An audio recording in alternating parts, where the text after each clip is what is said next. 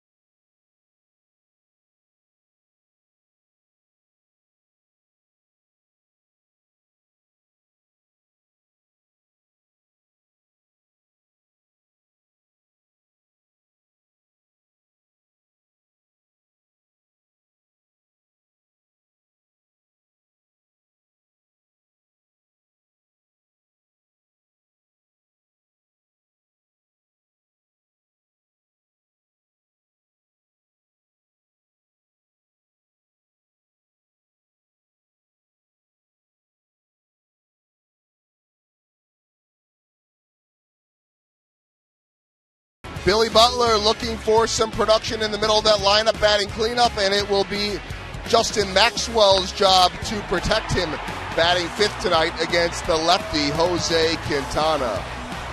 Welcome back to Kauffman Stadium. Joel Goldberg out here in right field, and this will be the 105th lineup combination for Ned Yost this year, but he really doesn't like to shake up the major parts of that lineup. But the team is averaging 2 runs per game in the last 9 contests, and I asked him how much confidence he has when he switches that lineup and really relying on Alex Gordon, and if this is a sign of that.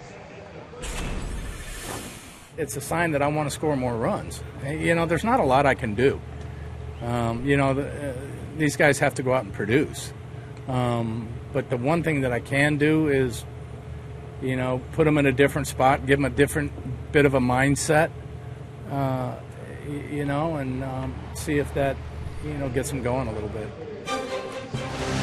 Well, he has moved Alex around when things have gone bad in the past, and looking for some production out of that leadoff spot and hopefully some run support for James Shields. Big game James set to take the hill at Kauffman Stadium. First pitch coming up next.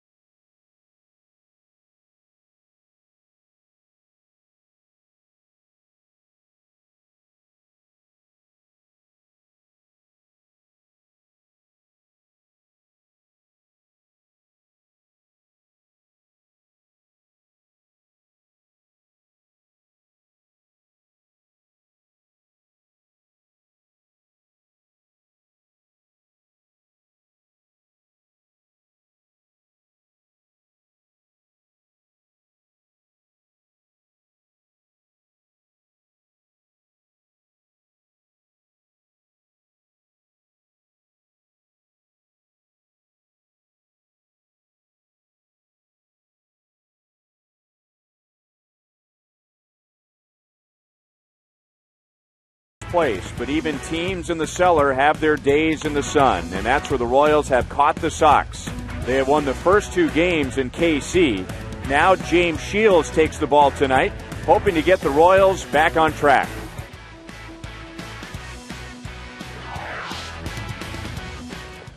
And if that doesn't make you want to run through a brick wall, I don't know what will. Where is it? I'm running through it. And hopefully the Royals will play behind James Shields, and Gordon, we'll see him make another play, but he will stop before he runs through the wall. But Ryan, you were great. So James Shields in the final game of the series, and he'll be facing this lineup. Just a few moments ago, the White Sox announced that Paul Konerko has been scratched. They didn't announce why, but Adam Dunn will play at first base. Diane Viciedo will move up in the lineup. He will be at DH. Alejandro Diaz is in left, and Jordan Danks is in center field. Last time the White Sox won 6 in a row was a year ago, August of 2012. Chicago has won 5 straight. They have won 11 of their last 16. That right after a 10-game losing streak. And Shields' first pitch is down the middle, strike 1 to Alejandro Diaz.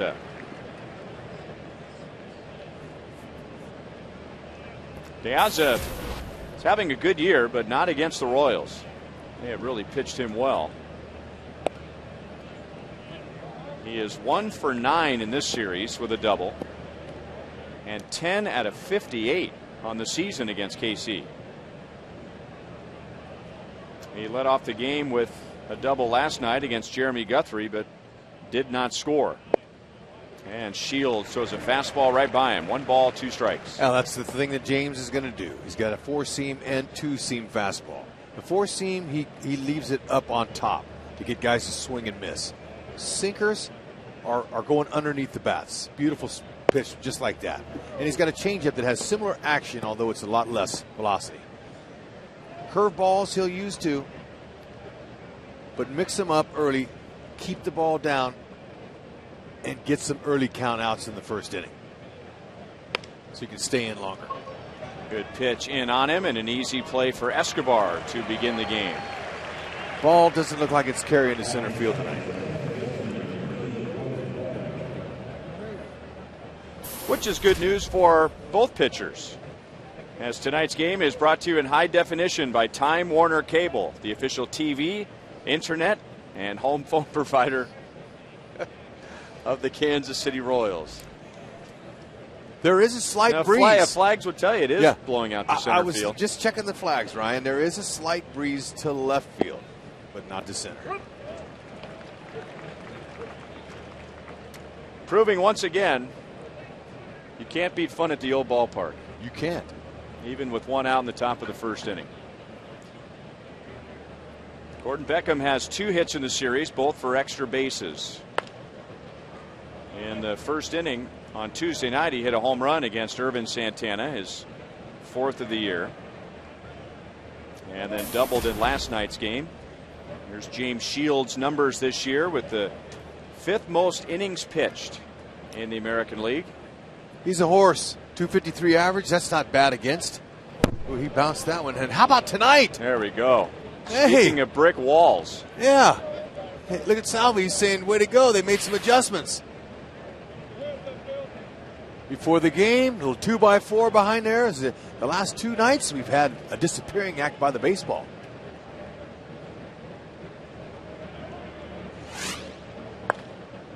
The message board, if you think about it, is no different from a player on defense. I mean, if you're a weak spot on defense, what do they say? The ball will find you.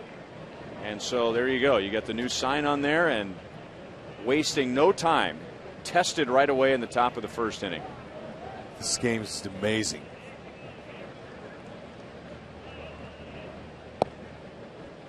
Outside at 95, 2-2 on Beckham.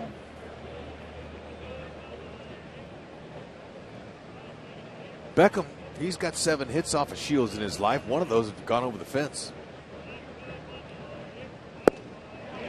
Same pitch, fastball away. This time Beckham chased it, and Shields has his first strikeout. Let's take a look at the Royals defensively behind Shields tonight. What a pleasure it is to talk about Royals baseball every night. But when you get to watch Alex Gordon in left field, every night he's going to give you effort, and he's going to make a spectacular play. You see the 10 outfield assists, that's beautiful. But I love his glove work. And the fact that he has not erred one time this whole season tells me he's a lock for his 3rd straight Gold Glove. What do you think, Ryan? Sounds good to me. A lot of those players, and this takes nothing away from what Alex has done in left field. He's been every bit as good this year as the last 2 years, but a lot of times it's the reputation that carries over. It's the coaches and the managers who vote on the Gold Glove, and many times they'll say, well, who won it last year? Gordon won it. How do you do this year? Well, he didn't make an error. Oh, that's good enough for me. Me Not too. to mention he probably made a great play that a manager will remember. A line drive over Shields, and then Carroll almost made a diving play. And that frightened Alexi Ramirez as he saw that line drive going right at Shields' head. And he's on with 2 outs. Ooh, man, I'm going to tell you this. Watch this. That ball's down. He just dropped the head of that bat. It went right by James's ear. Ooh, Chuck and Duck. Wow. Oh, man. And, you know, the play was almost made by Jamie Carroll. But you know what? If there is any balls that are hit off the wall or deep, you know, James Shields, He's a ground ball pitcher most of the time with his two-seam sinker. But you got guys out there that can really make some plays, especially Alex Gordon. Can you guys show us one great play from Alex anywhere? He's made a bunch of them. Okay, let's see this. Okay, this was Detroit. Look at that. Look at his attention to the glove and the ball. He kissed the wall. He almost knocked himself out. But he looked at the ball and the glove as he was going down and wanted to make sure he could make the out. Spectacular. That's Gold Glove material. Thanks, guys. After that play, the trainer ran out and checked on the wall. Yeah, they did. 2-1. He just got up and blew another bubble. Skills. Flip the ball over to center fielder, Dyson. Dyson said, "Are you all right?" No problem.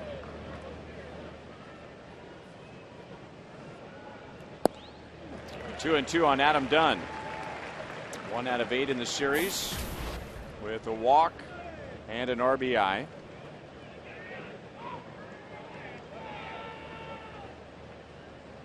He has struck out 140 times.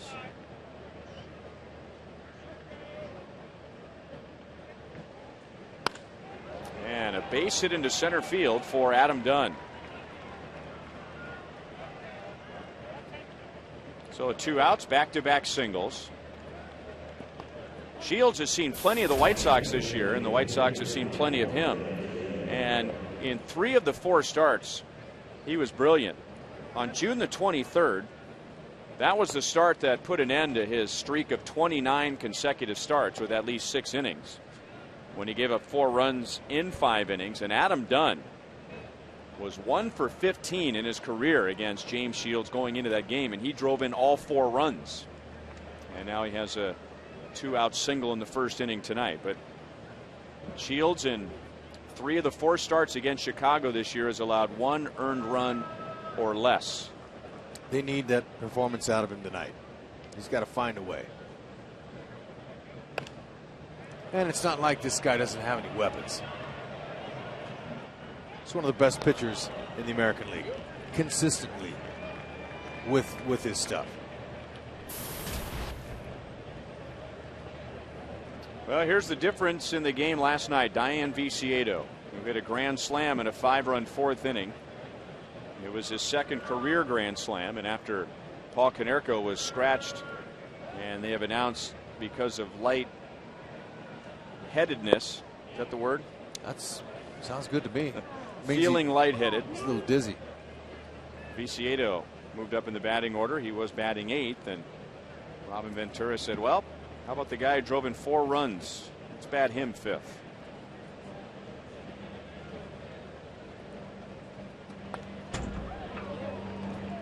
One and 2.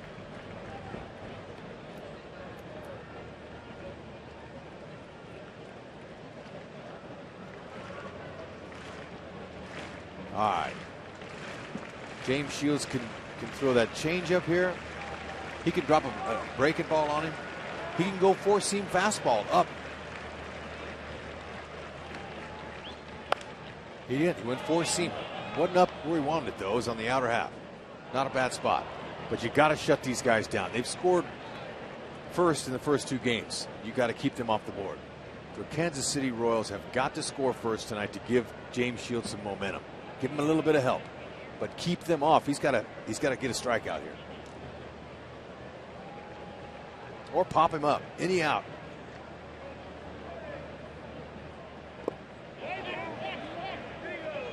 No swing. DJ Rayburn is the umpire at first base.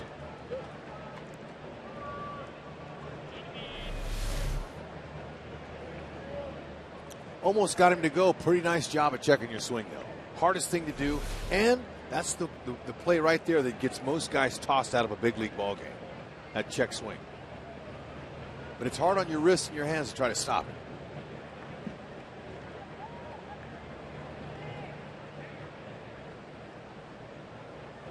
Ramirez at second, Dunn at first. Grounded to Moustakas. He'll go to third, and that's the inning. The White Sox strand 2 after a pair of 2-out hits. Nice pitch selection, James.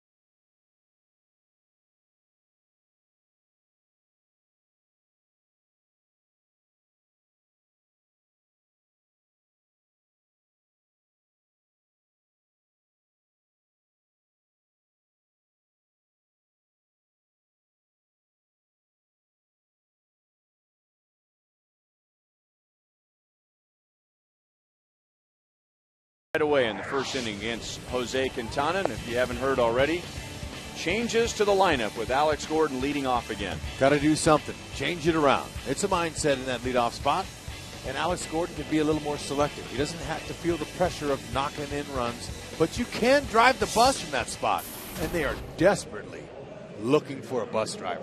Somebody's got to step up. They're only three games over 500, but really, the whole year they were chasing 500, and they built themselves up over 500. They've got to stay there, and if they're going to do it, they got to do it against this lefty. He's pretty good. Anytime your hits are under your innings pitched, that means you've got good stuff. Okay, they are hitting 250 off of him. He's got high strikeouts, so he's got that potential, but his pitches are 88 to 92 with his fastball. He's got a curveball and a changeup. He'll also cut it into righties. He's not overpowering, but he's a smart pitcher. Has pretty good command. Likes to sink the ball.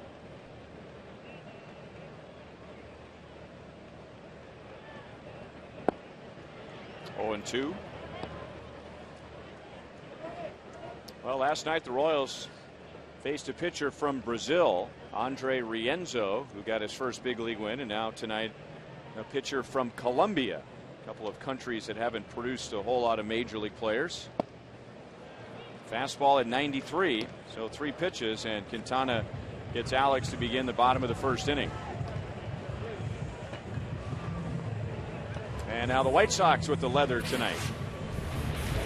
All right, let's see who we got highlighted. How about Garcia? Okay, he's a right fielder. He's got a good arm and very nice speed. Likely, he'll be the right fielder of the future. Just got him in a trade from Detroit. Nice looking young player. Could develop into a power hitting right fielder. That's what they hope. At 6'4", 245 pounds, he certainly has the size, but he doesn't have the experience. It takes time. Just ask this guy here. Eric Hosmer, he'll tell you. Game's not easy.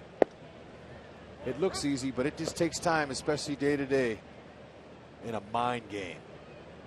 It is a total mind game, and only the strong mentally survive it.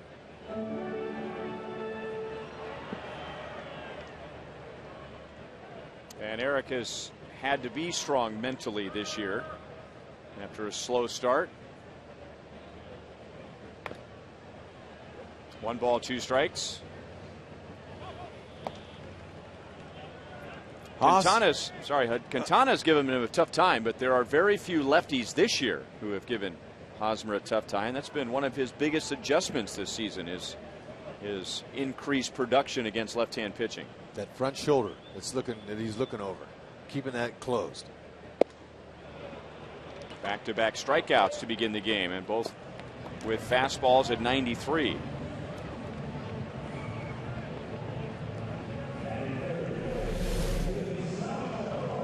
Okay, that high fastball, it's working. It has for the first 2 batters. He's struck out 125 now in 150 innings. That's pretty good. He's a strikeout guy.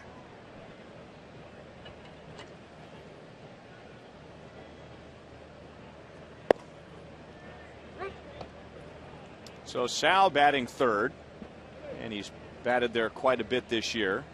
He has hit in 5 straight games. Well, Quintana not trying to fool anybody. He did throw a curveball on the second pitch to Alex Gordon. Other than that, he's just mainly staying with his fastball.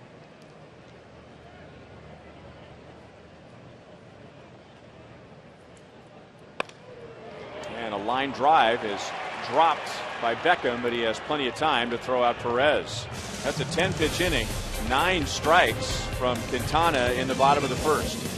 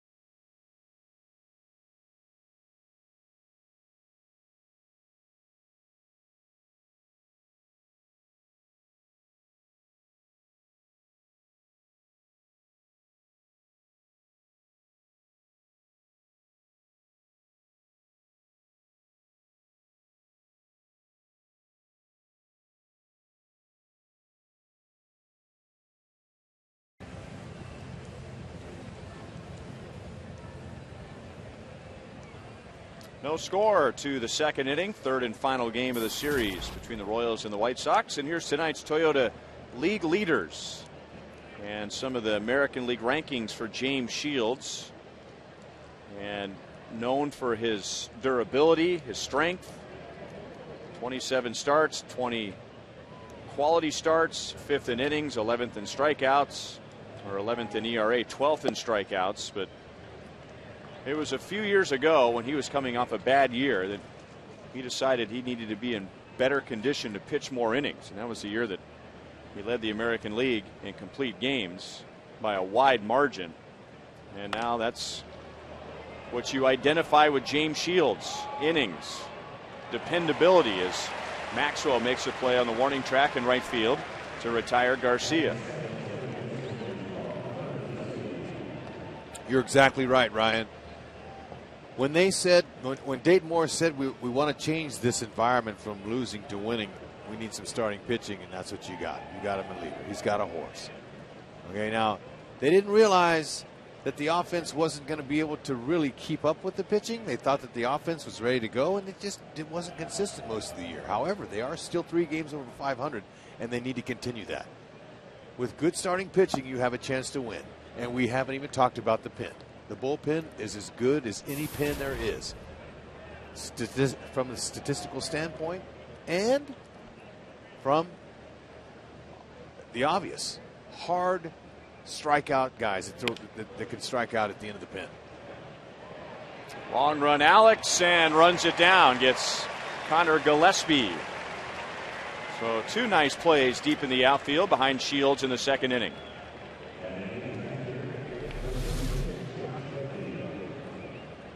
Good inside out swing. Nothing wrong with that at all. About the time a hitter looks up, though, he gets close to first base, he looks up and sees a guy like that. And that's a guy, Alex. Good speed. You say rats. Thought I had one off the bat. So Josh Fegley with 2 outs, nobody on. He had a bad luck 0 for 4 last night. He lined to right. He lined to third. He grounded out hard to second base. And he lined to center. So he hit the ball hard 4 times. And in the box score, just an 0 for 4. 1-1.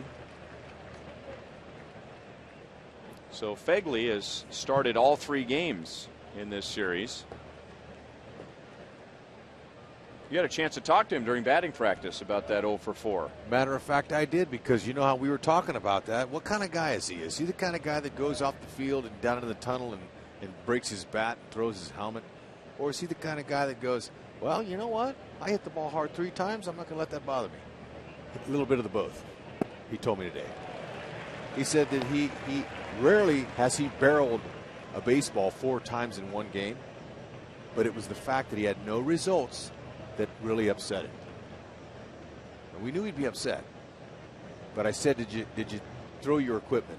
He said, no, I did not.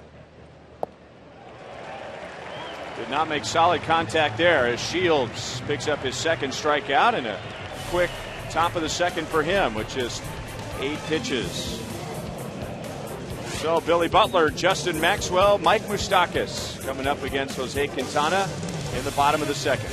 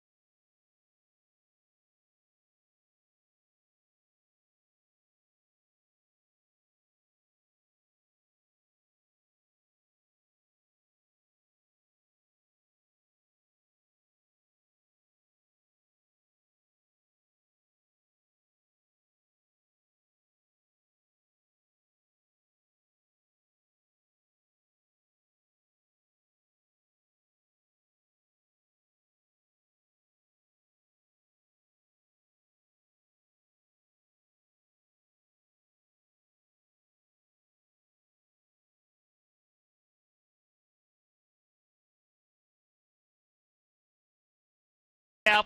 And nobody's going to get it, and those 2 walks are going to cross home plate, and this game is tied at 5.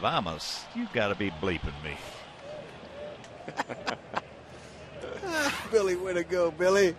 The one and only Hawk Harrelson. Way to make Hawk come out of his shell a little bit. Had a lot of fun with them on Tuesday night.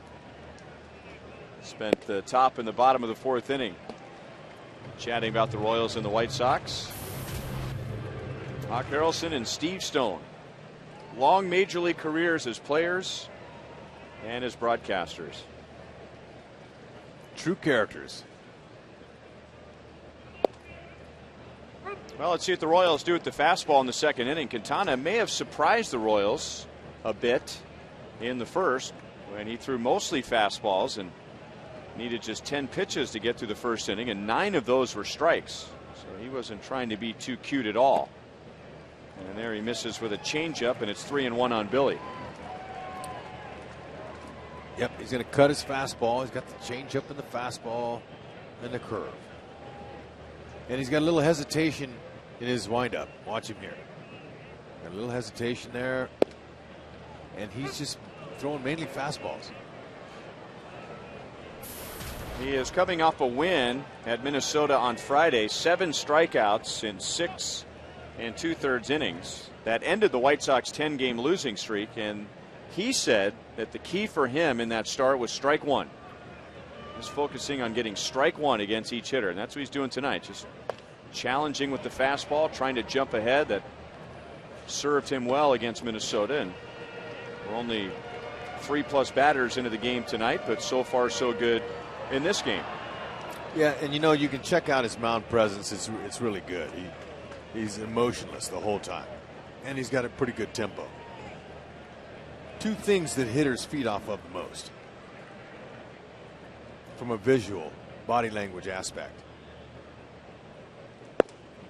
And there it is, the fastball again. So 3 strikeouts, all with the fastball. And that's 1 down in the 2nd inning. Well, the Nationals will be in town tomorrow night. And on Saturday, we'll have our annual salute to the Negro Leagues. Royals and Nationals will be in special old-style uniforms. And starting tomorrow, you can bid online on these game-worn and autographed replica jerseys from the 1942 Monarchs and the Homestead Grays, including Alex Gordon, Salvador Perez, Billy Butler, Steven Strasburg, Bryce Harper, and more. And all proceeds of this auction will go to the Negro Leagues Baseball Museum. Ryan, you think we should dress up, or just let the players dress up? You mean in the jerseys? No. I mean, we should wear some kind of 40s gig, scarf or something. Maybe a hat, or you know what they did back in the day. They always dressed up nice to go to ball games. They wore suits, ties. And you everything. See old pictures of games in the 40s and the 50s, and all the men had a coat and a shirt and a tie and a hat. You want to do that on Saturday, Hud? I'm all for it. It's done. Brings it down in foul territory, and Quintana opens his outing by retiring the first 5. So from Colombia and the major leaguers from that country, if you do a little research and see where they're from, most of them are very close to the Venezuelan border. Colombia, like most South American countries, are soccer crazy. Venezuela, a big baseball nation, so that spills over into Colombia. And Jose Quintana grew up about 80 miles from the Venezuelan border. First signed with the Mets, then the Yankees, and got to the big leagues with the White Sox. 1-1 on Mike Moustakas. And you know, he's kind of what you call sneaky. Hitters call him he's sneaky fast. Pretty smooth delivery, but that ball just kind of shoots out of there. And it's up on you before you know it. And let's see what he does with Mike Moustakas tonight, because Moustakas has given him a bad time.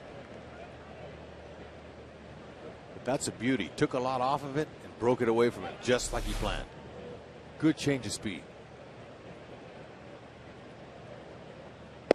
And a fastball up. Well, he's just putting the ball right where he wants it tonight. 2 perfect innings with 4 strikeouts for Jose Quintana.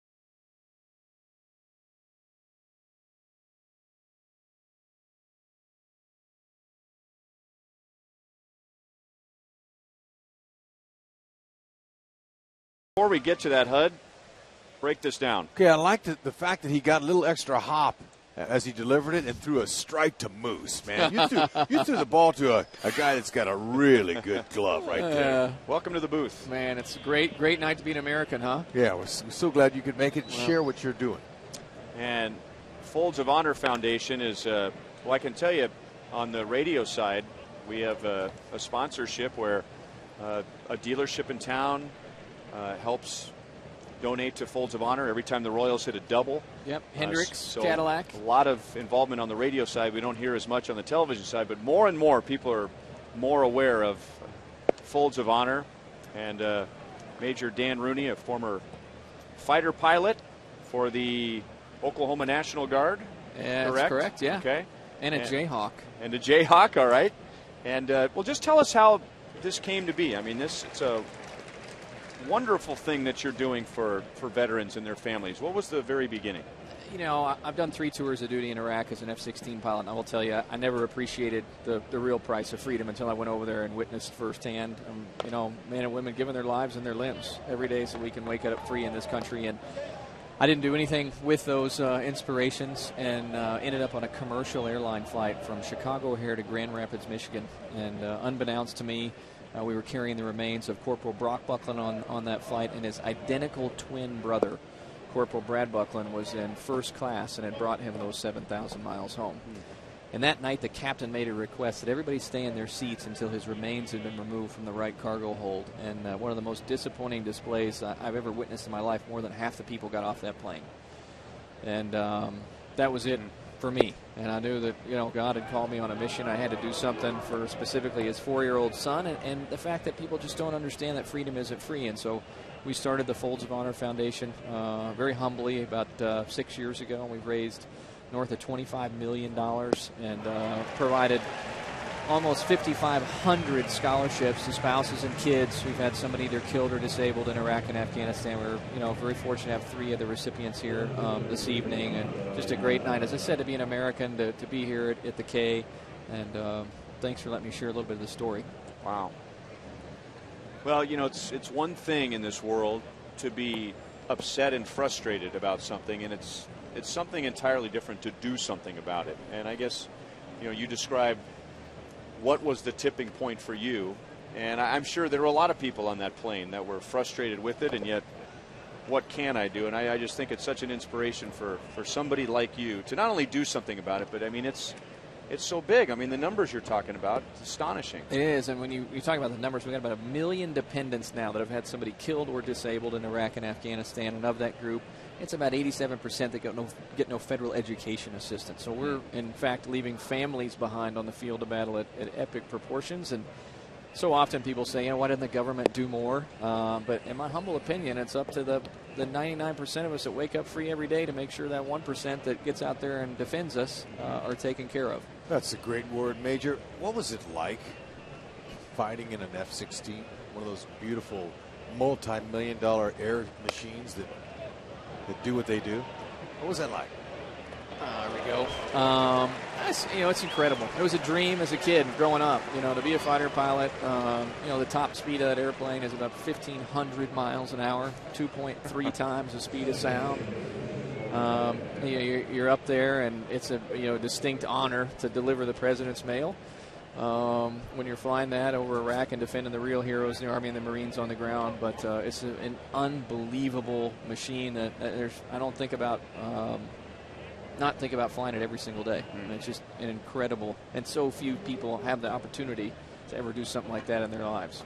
So when you break the sound barrier, is there a different feel for that? No, man. It's like sitting in this comfy chair up here watching the Royals. Really? Oh, yeah. Yeah. Maybe for you it was. Yeah. I'm sure if you put HUD 9 one of those planes, it wouldn't be so comfy. What's the most G's you ever pulled? Yeah, so it's a beast. It's a 9G platform, so 9 times your body weight it will punish you with. And I took David Faraday, the famous golf announcer, up on a ride a couple years ago, and he stayed conscious the entire time. But it's quite frequent. People will just completely pass out. I mean, you know what? He okay. actually kept it down, and he had a cheeseburger and a chocolate malt and French fries. A brave man. Yeah, and his buddy's Rick Riley, right? And Rick Riley's call sign is 2 bags because I didn't take him up. But he went up in an F-16 and filled 2 bags full of, you know what. But I did. We're on TV, and you guys got me talking about this. Really? No. Yeah, no, that's what people want to hear about. Right? Yeah. Outside of what you shared first. And that's the importance of your big heart and giving back and raising all that money.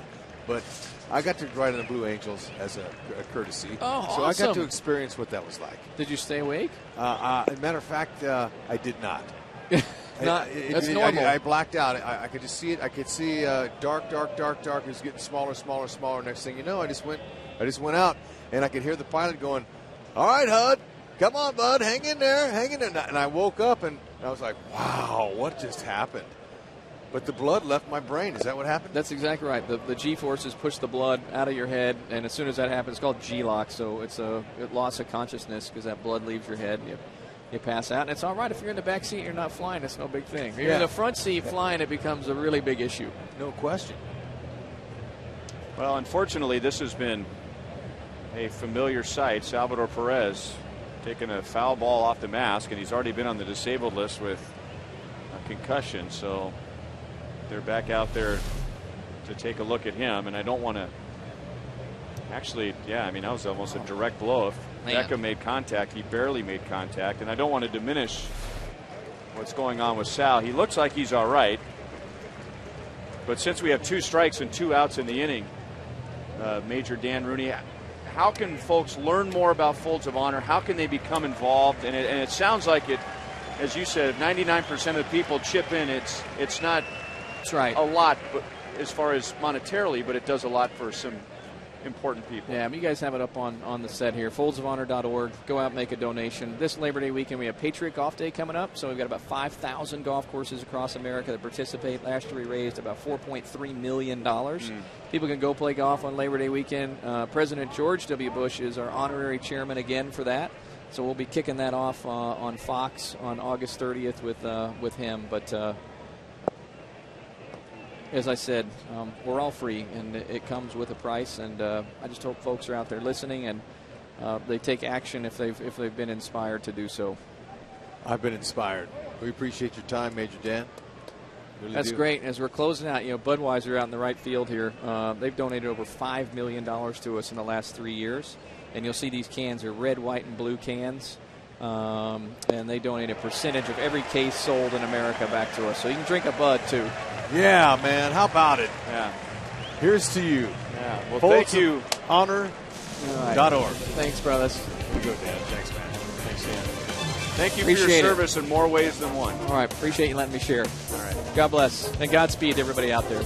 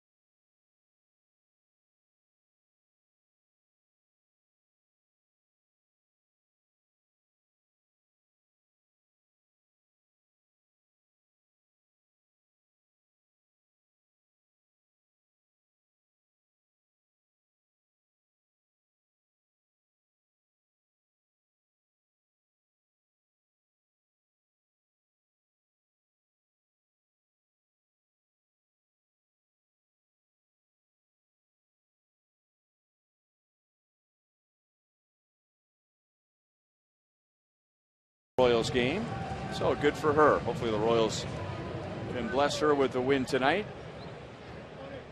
Or maybe she can catch a foul ball. Her mom and dad take care of her. Hey, do you see that Big Game James t-shirt that lady was wearing behind them? Did you catch that?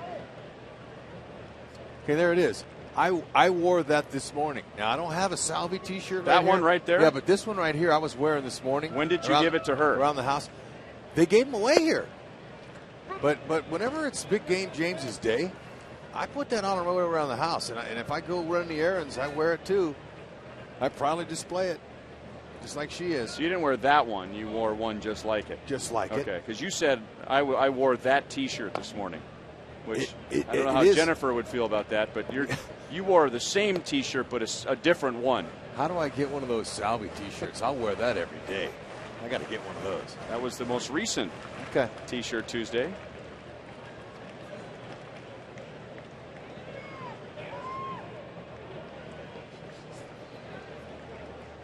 Bonifacio, Escobar, and Carroll coming up in the third inning. Jose Quintana has gotten a lot of mileage tonight with that right there. Fastball up. He has struck out 4 of the 6 he has faced, and all 4 with a fastball.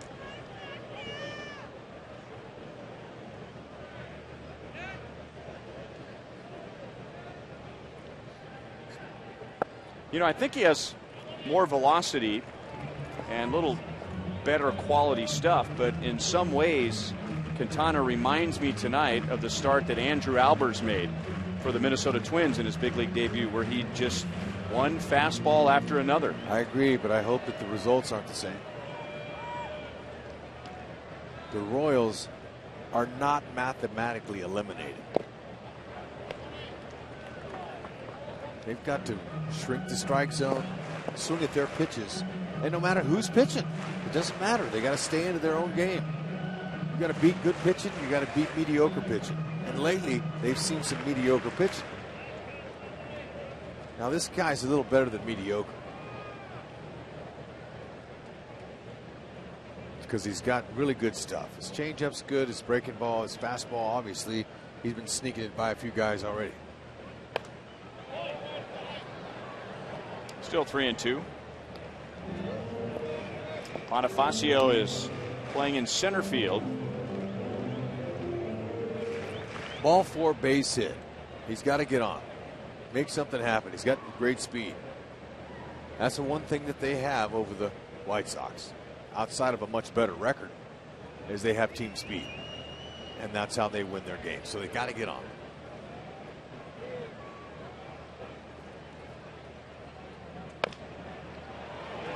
Ramirez charges and throws him out by a half step. Bonifacio running hard up the line, and Quintana has retired the first 7. A reminder, as you enjoy a cold one, to look forward to Miller Time later in tonight's game, brought to you by Miller Lite. Now Cetus Escobar, last homestand he hit .485 against Minnesota, Boston, and Miami, and had a tough road trip and hitless so far in this series. He has reached with a walk. Takes down and away, ball 1. So that drops his batting average down to .238. He had been as high as .246.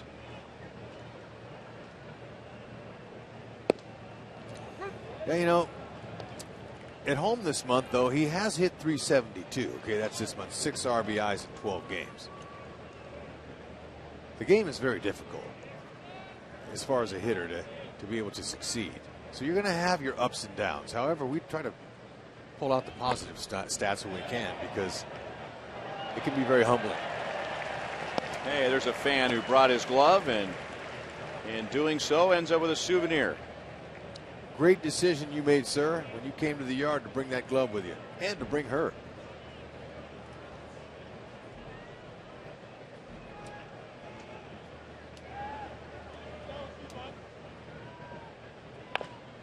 Got it in on his hands. Still 1-2 on Escobar.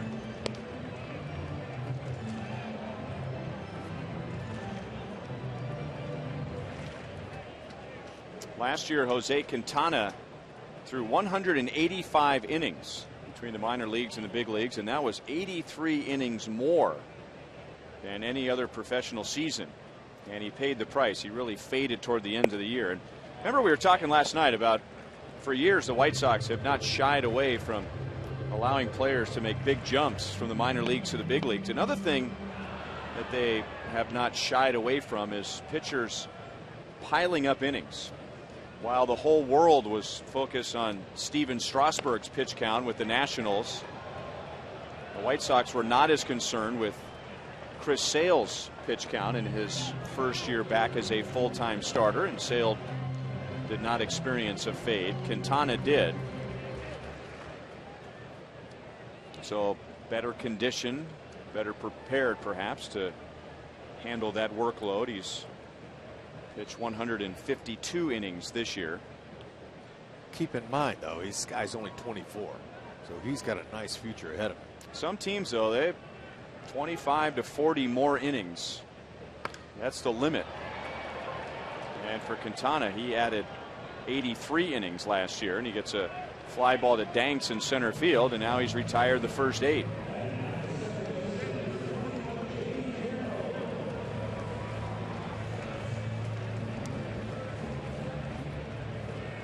So Jamie Carroll, and the Royals liked his numbers against left-hand pitching, one of the reasons why they acquired him from Minnesota. And he's a 300 hitter in the past against Quintana, who misses low with ball 1. Yeah, you know, 275 average this year against Southpaws. It's not too shabby at all.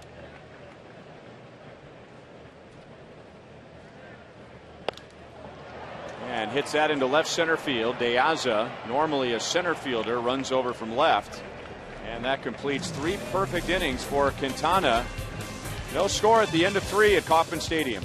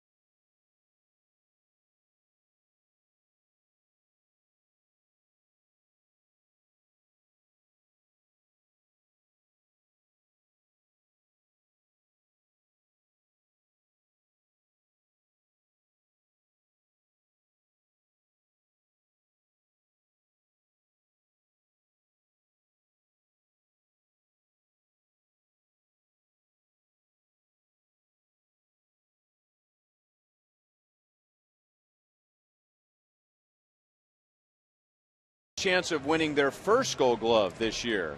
Salvador Perez, Eric Hosmer, or Alcides Escobar. What do you think, Hud? Really? It's my choice. Okay. Now, folks might disagree, and that's okay. But this is all you folks' questions. Thank you for participating. Now, I don't disagree with that at all. I think Hosmer is Gold Glove caliber, and I think he will win some, not just one in his career. But I thought for sure that we might go with Perez first, since he went to the All-Star game and everyone just raves about his defense. Salvi's going to win a Gold Glove. I don't think he's going to overtake Wieters, though, this year. Wieters is having another superior year. He's got a higher percentage of throwing runners out, less errors. And when you have an incumbent, a guy who's been doing that, you know it's going to be tough to overthrow him. But Salvi will win a Gold Glove. I just think the year that Hosmer's having offensively, and I know how they vote, they vote for a guy that's offensive too. And they see his hands on a nightly basis, and he makes almost every play at him. Adds up to a Gold Glove, in my opinion. Okay. And Escobar, he's going to win a Gold Glove too. But I think this year, it's not going to happen for him. It could, and I would hope it would, really. I mean, it'd be wonderful if we had multiple Gold Gloves out there, and I do see that in the future. But in the same year, it'd be spectacular. And the attention that they've gained this year with the starting staff, working hand in hand together, saving all those runs, that's bringing attention. And hopefully, it may not pay off this year in gold, but it certainly will in the future. Adam Dunn singled to center in the first inning. With 2 outs in the first, the White Sox got back-to-back hits. And now Shields has retired the last 8. So Dunn was the last White Sox hitter to reach. 2 balls, 2 strikes.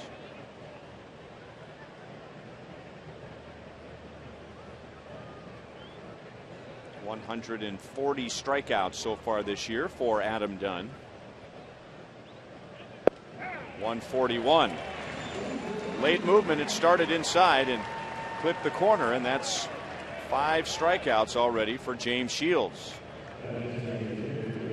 So tomorrow night, the Nationals are here, and it's the last summer fireworks of the year. 7:10 game, and after the game, a fireworks show courtesy of Hy-Vee and Pepsi. It's also Buck Night, so hot dogs, peanuts, and small soft drinks are just $1. Get those tickets right now at Royals.com or call 1-800-6-ROYALS. Summer fireworks and Buck Night.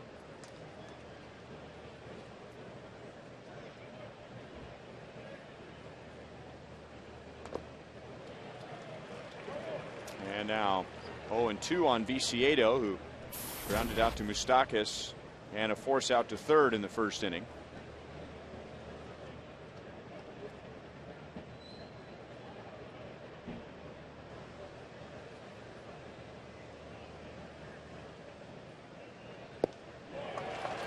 Three pitches, down goes Viciedo. Shields has retired 10 in a row, and in 4 innings, he already has 6 strikeouts. Go ahead, big game. Hit your spot.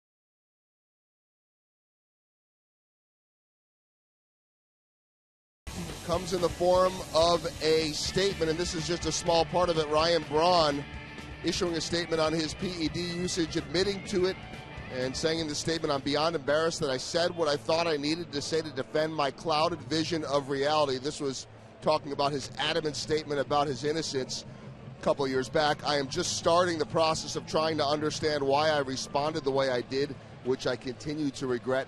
There is no excuse for any of this." Other parts of that statement, guys, he talked about having nagging injuries in the latter part of the 2011 season. He turned to what he said was a cream and a lozenge to help expedite the rehab. And he went on to apologize to everybody and on and on and on. And I think the general response so far to this statement, which was very well worded, whether it came from him or a lawyer, it was very heartfelt and well worded, was, I think, the headline on MLB's website: "Apologetic Braun breaks silence in a statement." So we have not actually physically heard from Brian Braun yet, but he has admitted to everything he absolutely denied doing a couple of years ago. You think it will be good enough, Hud and Joel, in spring training next year when he either has one press conference or no press conference and says, "I've said all that I need to say"? Or does he need to face the heat? He needs to face the heat, and he will. I mean, I think that he might, Hud. I mean, he will. Because a lot of guys go that route, yeah. Joel. A lot of guys go that route. I've said everything I need to say, and that's it. And I know that there are a lot of people that still have questions, about when he did what he did and why he lied and all that kind of stuff. And I think people, at least within the media, but not just the media, I mean, fans, you guys know that I know a lot of people up in Wisconsin for all my years there, and a lot of diehard Brewer fans that aren't happy. And usually that's the one city when this type of stuff happens where the town that player plays for, they're oftentimes the only one that back him. And from what I hear, Brewer fans, they want explanations too. And so, we'll see what happens with that. Brian, I know you were talking about this a few weeks ago, so I'll read this part of the statement. He said, "I sincerely apologize to everybody involved in the arbitration process, including the collector, Dino Lorenzi Jr. I feel terrible that I put my teammates in a position where they were asked some very difficult and uncomfortable questions. One of my primary goals is to make amends with them." So there was a very short mention of the collector. Base hit for Alex Gordon. That's the first hit. It's the first base runner for the Royals. Alex is 1 for 2 in his return to the leadoff spot. Well, we'll get back to the game, but I will just throw this out very quickly in that if you want to try and, now the lying by Ryan Braun and trying to pin it on the collector was wrong. I wish he would have used the word lying at some point in there. I think that would have made a lot of people feel better, but whatever. But if you want to give him a tiny benefit of the doubt, Andy Pettitte is about as upstanding an individual that the game has.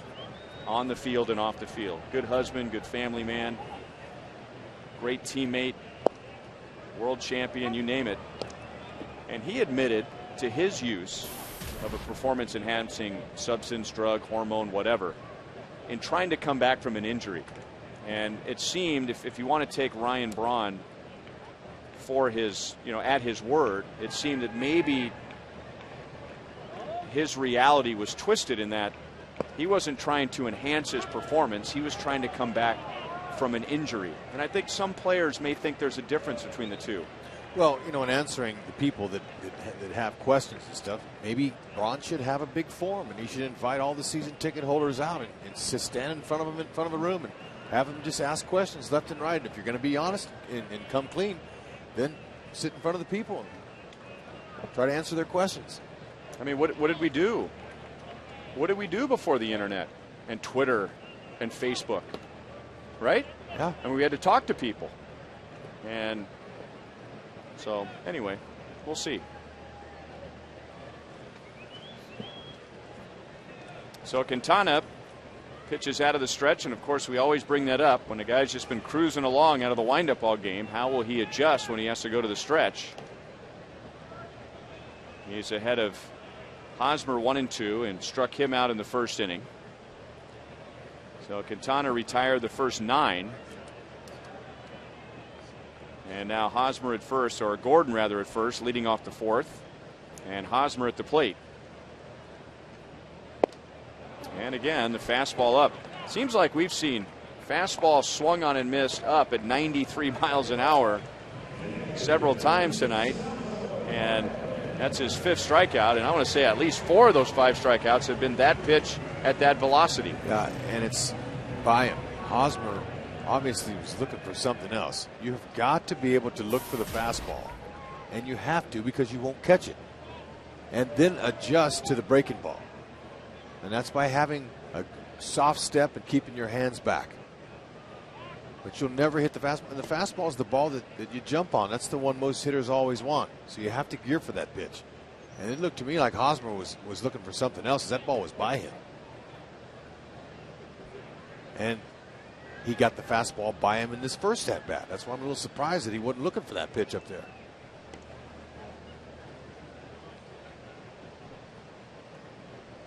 And believe me, Fagley, the rookie catcher, he's the one that's feeling the hitters. And he's the one who sees if they're behind a certain pitch, he calls it. So Fagley deserves a lot of credit in this series. For Danks, the young Brazilian guy last night, and now this young lefty here, this rookie catcher here is really making some high grades with them.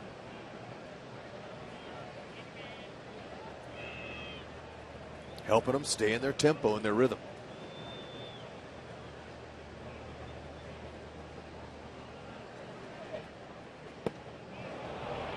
And Sal having some difficulty laying off that pitch.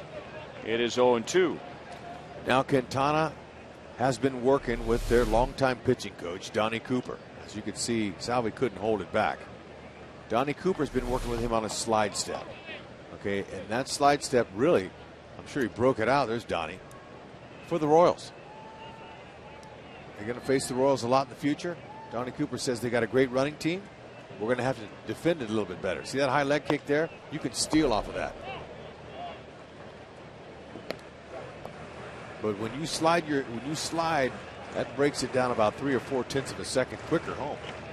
But young players, when they learn that slide step, have a tendency to leave the ball elevated, and it's hittable. Takes time, but he's working on it. Donnie Cooper told me that today. It's a pretty good move there. See how he uses his head? You remember Ryan getting over there on first base, getting the lead. You're facing a lefty. They trick you more with their head than they do with their leg. Did you watch the legs, or did you watch his head, or did you try and watch his whole body? I watched his whole body, but I focus more on the lower half.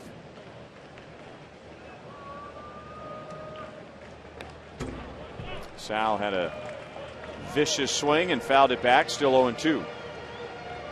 Okay, now that was a home run cut as far as those goes. Righties have hit 12 home runs off Quintana. Lefties have hit 5 for 17 total. So righties can take him deep.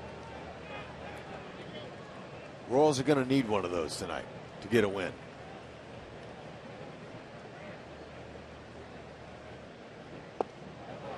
And back with a changeup down. 6 strikeouts for Quintana in just 3 2/3 innings.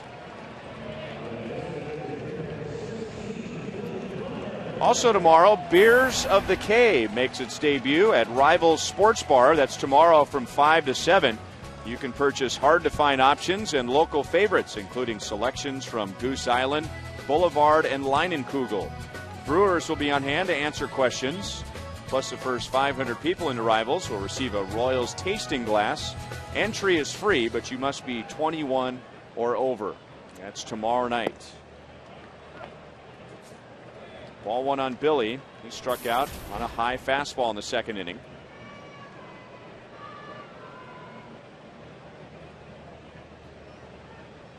Big strikeout game. Quintana has 6. Shields has 6, and we're not even done with the 4th inning.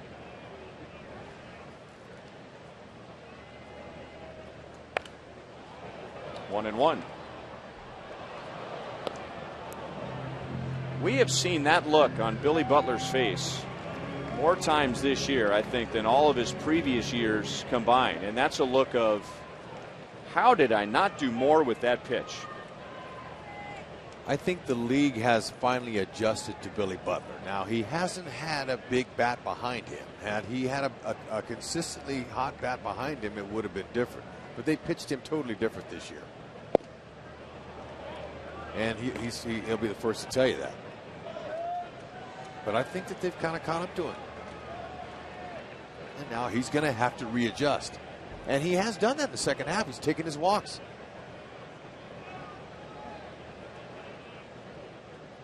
And the league has done a lot with Alex Gordon, too, pitching him differently.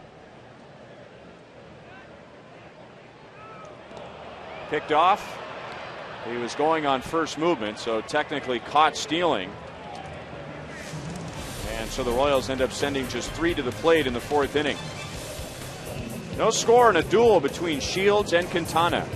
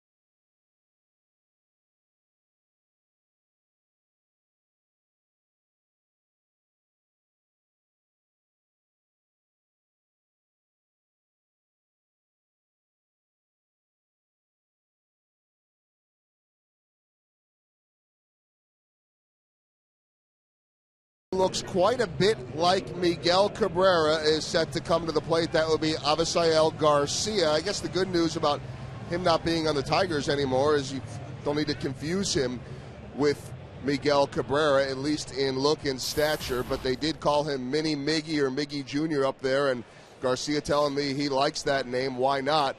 He said he's learned a lot from Miguel Cabrera, taught him the mental side of the game. They're still really good friends, great relationship. They text each other all the time, just not teammates anymore.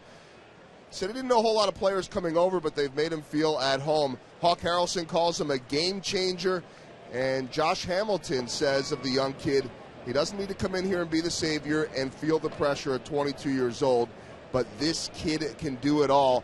And then Adam Dunn compared him, as far as tools go, to a former teammate he had in Cincinnati. Any guesses?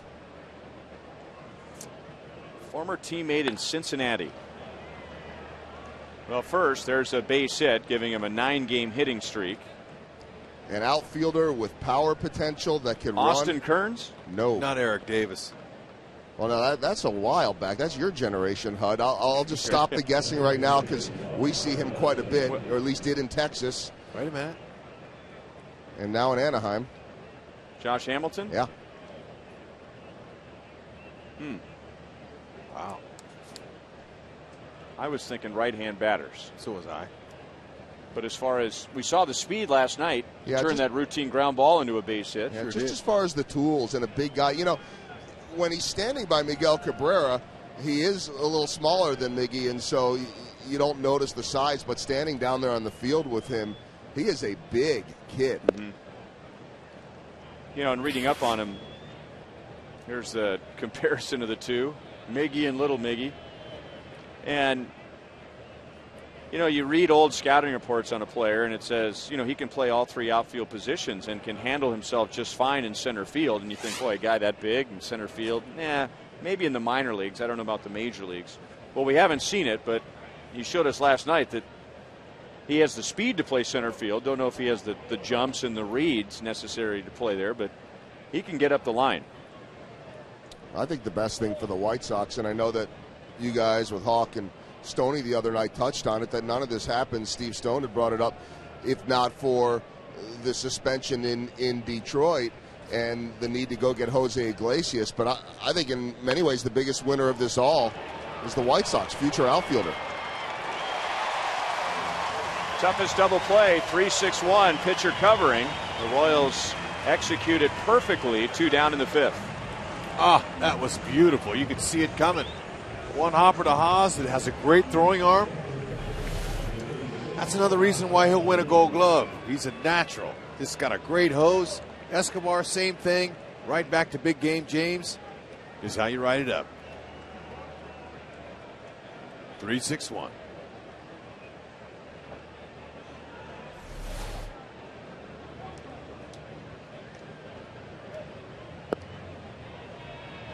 And now ball 1 to Fegley. He struck out swinging at a changeup first time up. 64 pitches expended. That's exactly what Dave Island is happy about. Pitching coach for the Kansas City Royals in his second year. Likes early countouts in the first few innings so he can go deep. And that's one of the reasons why Ned Yost's bullpen has been well rested this year. Guys that can go deep in a game. An innings eater.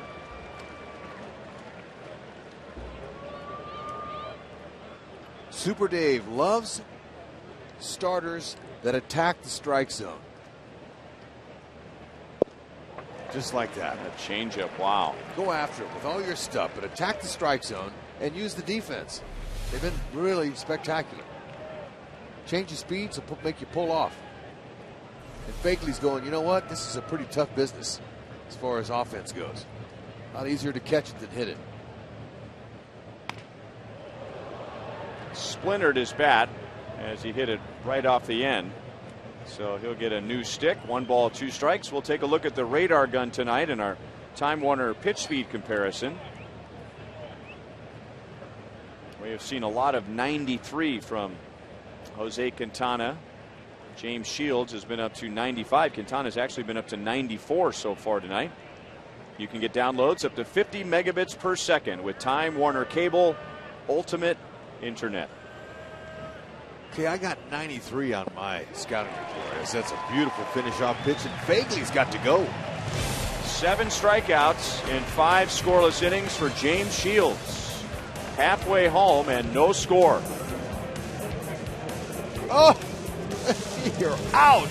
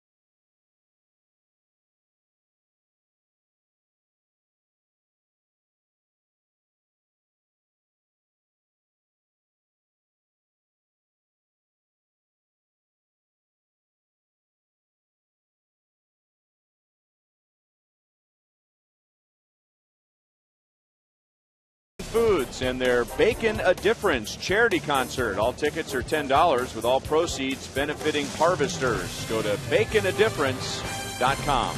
Oh, yeah. Only $10. Eli Young Band. Very great entertainment. You're going to love it. And feed some people around Kansas City at the same time. Can't beat that. October 3rd.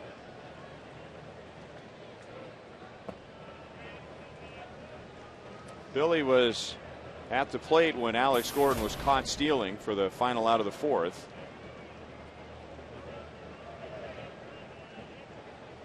Billy struck out on a fastball in the second inning. Big strikeout game. I've already seen 13. Shields has 7 and Quintana has 6. Okay, 2-0. What's he going to come with here? Most hitters are looking fastball in this situation, but this kid's got command of 3 pitches. He missed 3-0 now. Fastball, though, he stayed with it. That's a good pitch for him tonight. He's been commanding his breaking ball and his changeup, too. Now, that cutter, haven't seen a lot of cutters. He does have a cut fastball.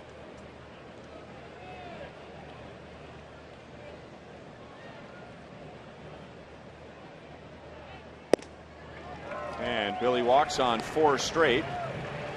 Just the second base runner for the Royals.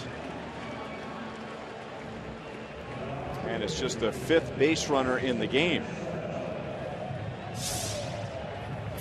Well, Royals fans, hope you'll come out to Kauffman Stadium on Sunday for the 4th annual Classic Car Show and exhibit. Ticket package includes entry into the car show as well as 2 tickets to the Royals and the Nationals. That's this Sunday to compete for a chance to see your classic car on the warning track during the pregame ceremonies.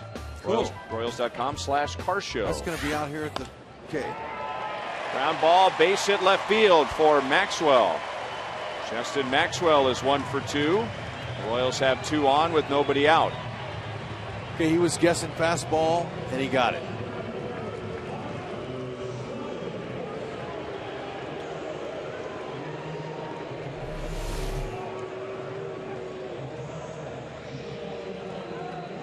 Ready for it. Nice soft step, not too far with his front foot.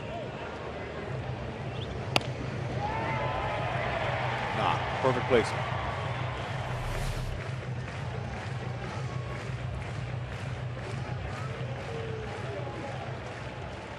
Okay, you can see them talking around a little bit there.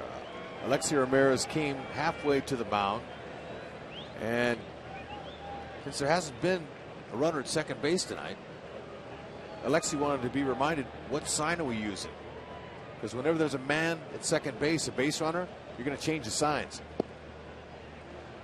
And the shortstop and second baseman, they want to be on the same page with the catcher and the signs that are given. It's important that they can get a break one way or another.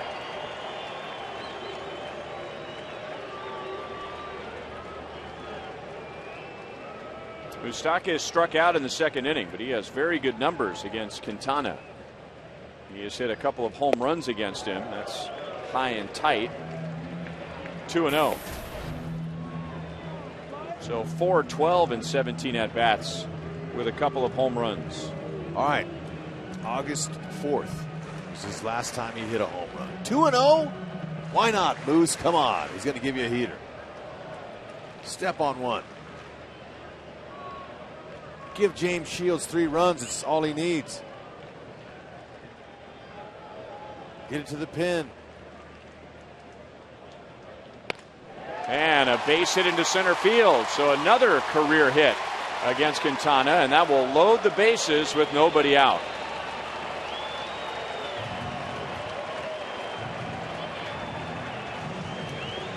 Hey, he knew fastball was coming, and he didn't exactly drive it out of the park, but he got a nice clean single. Couldn't score, Billy. With nobody out, Eddie Rodriguez, the third base coach, he's not going to try to send him home on that. He's got plenty of opportunities. You hope someone can pick him up here with the bases loaded.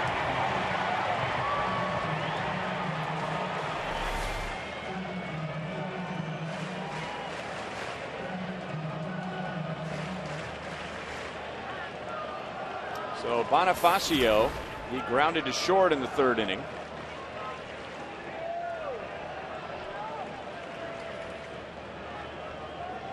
Quintana will pitch out of the windup and throw a fastball for a strike.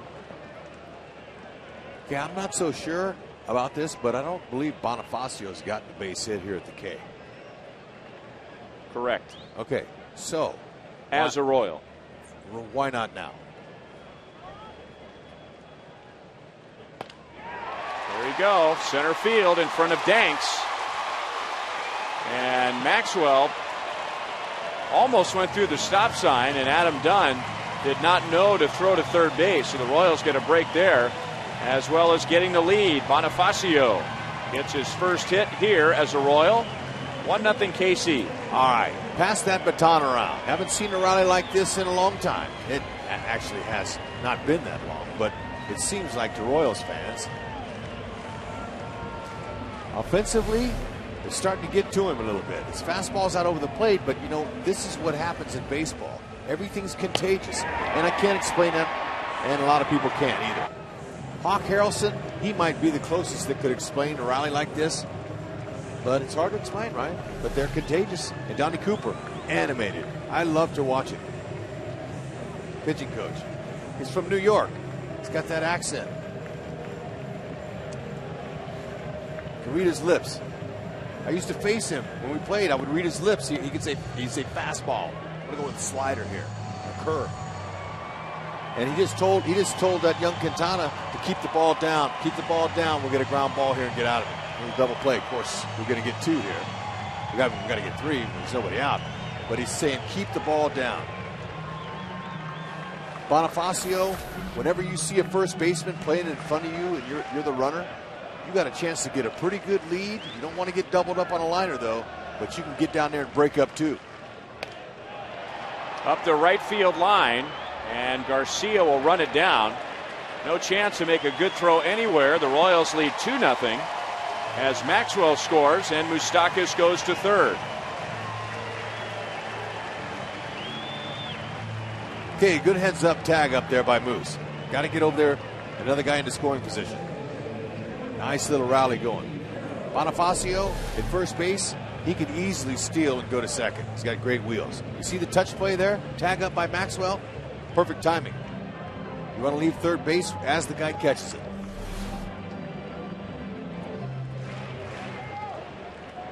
Robin Ventura, second-year manager with the White Sox. He's going to play his middle infielders at double play depth.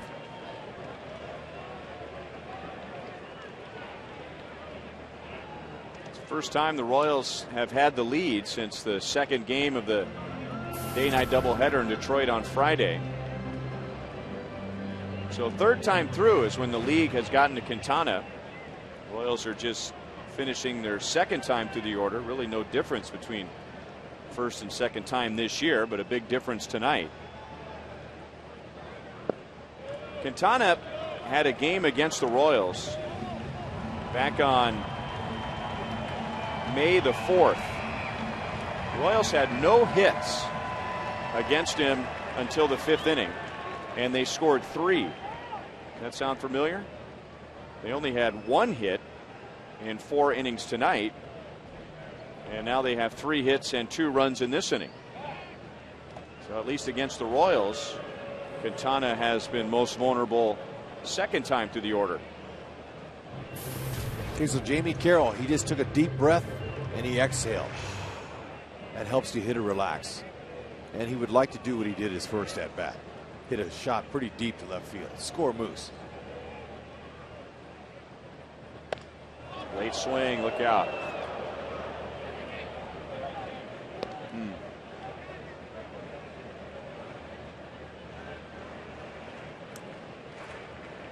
Thankfully, everybody's all right.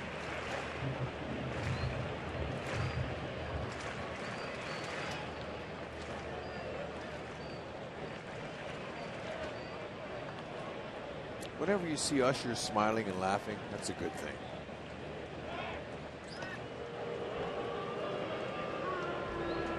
Okay, right here, Bonifacio probably should stay put. 1 out. Got Jamie Carroll up there. Let's see if he can knock him in. Don't want to get a guy thrown out. Make it 2. Try to score that run. Make it 3. But, you know, Ned Yost might turn him loose.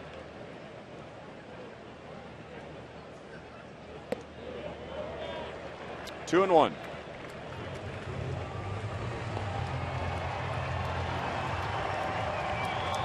It all started with a 4-pitch walk to Billy Butler. Quintana's first walk. Maxwell singled, Moustakas singled, Bonifacio singled, driving in a run. And then Escobar added a sac fly.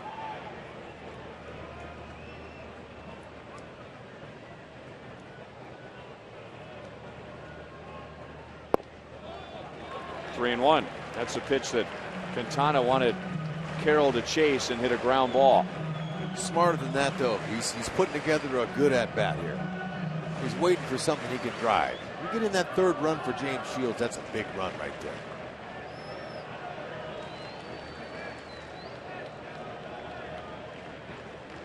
Making him sweat.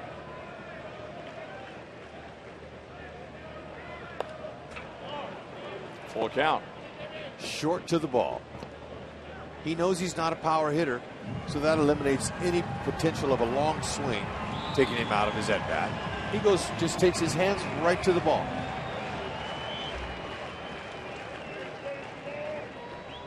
Donnie Cooper has his pitch counter right in his right hand there, counting every pitch.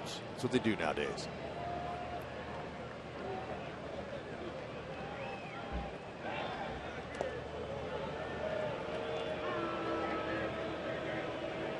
Bonifacio has stolen 16 with the Blue Jays and the Royals. He's been thrown out 6 times.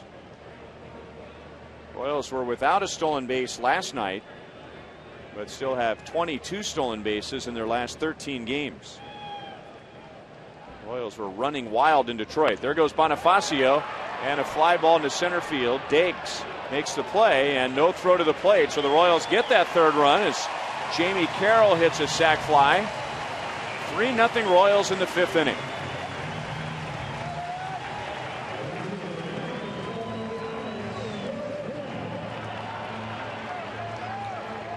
Two sacrifice flies in the same innings, a beautiful thing. Moose tagged up, went from second to third, and then he tags up there. Coming home, looked pretty good running home. However, I'd like to see Alex Gordon. They're right behind him at home plate there saying, hey, stay up, it's okay. Because Moose, he wasn't sure if Danks was going to throw this ball in. And look at the effort he had to give coming home. But I looked quickly to see if there was an on-deck guy helping him out, and Alex wasn't there. Those are little things sometimes you can help a guy. And a strike on Alex, who has moved back to the leadoff spot tonight. 1 for 2 with a 4th inning single. Went the other way and singled to left center against Quintana. So again, that start back in May. No hits for the Royals in 4 innings, and then 3 runs in the 5th. Tonight, 1 hit in the first 4 innings and 3 runs in the 5th. It looked like it could have been a long night for the Royals after the first 4 innings. Not only did he allow just the 1 single, but he had 6 strikeouts. It's a beautiful thing. A huge rally, especially in the middle of the game.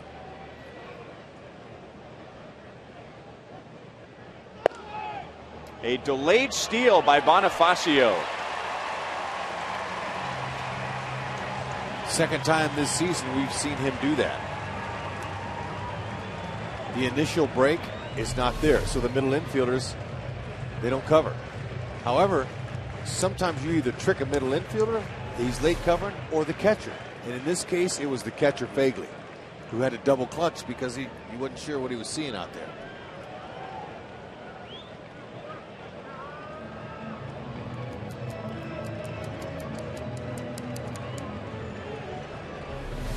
Here's the one in Detroit.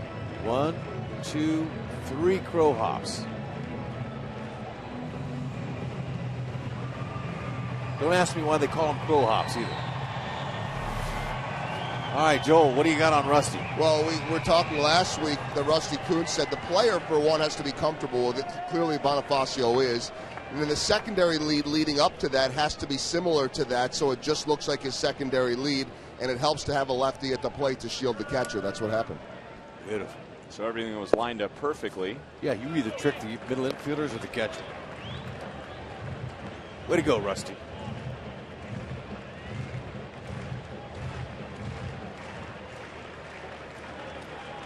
Okay, so they're not done. 3-1. Maybe Alex gets him a good pitch to hit. Bonifacio with great speed.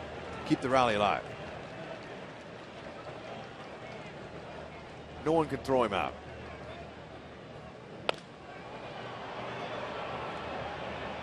Long run, De Aza, and is off a fan's hand. No fan interference. 3-2 on Alex.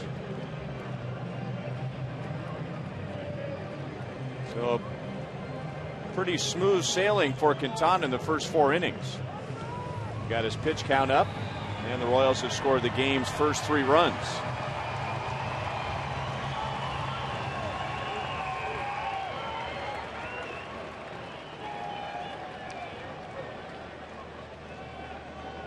Yo's lineup tonight. Alex leading off again. Billy Butler moving down to 4th, and Salvador Perez batting 3rd.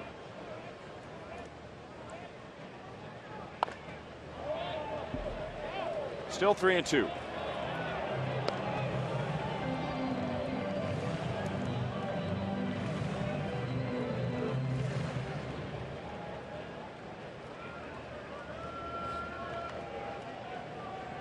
Bonifacio, Escobar, and Carroll have driven in the runs in this inning.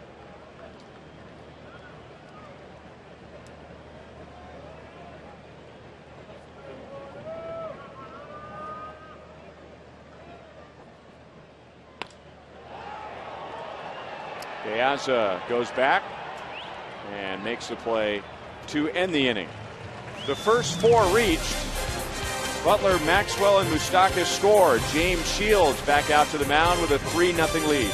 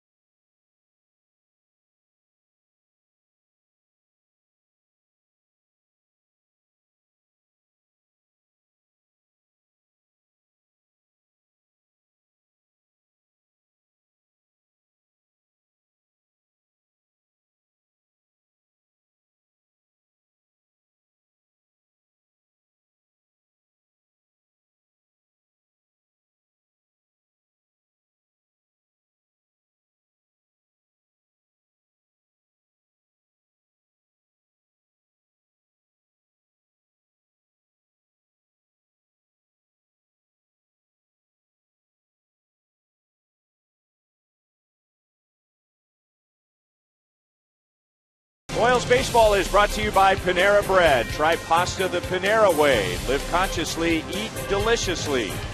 By Ford. See the new F-150 at your Midwest Ford dealer today. And by ATT UVerse TV.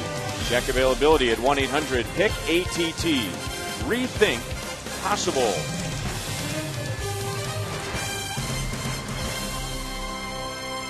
So James Shields has a 3-run lead as he begins the top of the 6th inning. And we welcome in Royals Hall of Famer Jeff Montgomery. We'll get to Shields in a moment. The numbers say that Quintana is vulnerable 3rd time through the order, but there have been a couple of games where he's been very vulnerable 2nd time through the order against the Royals. 2nd time, Monty, where he's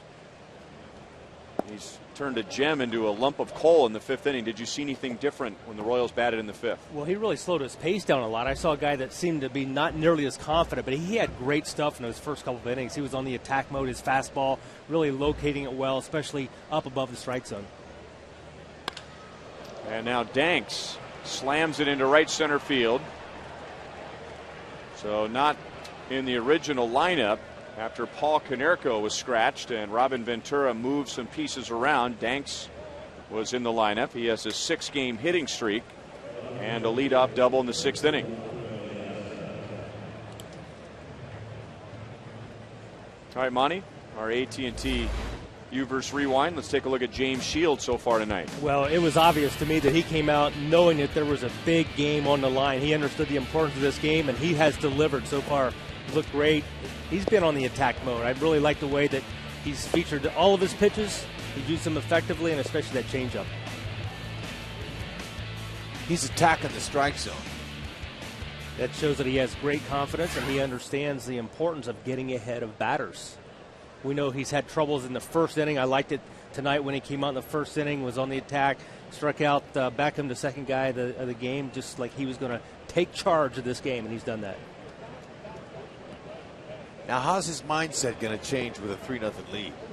Well, hopefully he welcomes that 3-0 lead, because it's been a while since the Royals have had a lead. In fact, it was the last time he pitched was the last time that they had a lead, my recollection. What was he just saying to Salvi? I couldn't read his lips. I really couldn't. I couldn't hear him. I couldn't read his lips what he was saying, but he might have been telling him something with regards to where he wants him setting up or what he's going to be doing. And typically, you're not going to call the catcher out if you got something to tell him. You're not going to say something like that in front of the hitter and he's watching you. And he may have been sending a message to the hitter. It's very possible, because you don't see a pitcher walk up close to the plate and say something. Maybe he said on the second pitch, let's try and pick off Danks down at second base. All right, let's go. Let's see if we can read some lips here.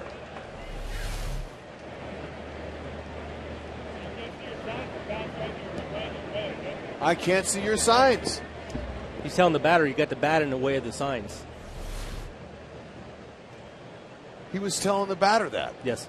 Okay, because obviously you're not going to go up to it and talk like that unless you're talking to the batter. Yeah, if you want him to hear it, you're going to go right to him and make sure that he hears it. And that'll aggravate a pitcher. Sometimes a pitcher, feels like a hitter's trying to get into his mind a little bit. Maybe that's what James Shields felt a little bit right there.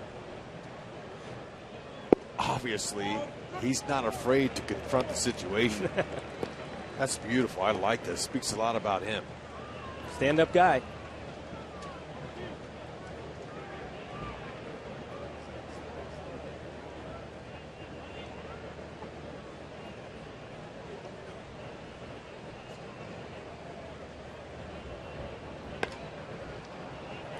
In the air to left field. And Danks goes halfway as Alex makes the catch and fires it back to the infield. And Diaz's struggles against the Royals this year continue.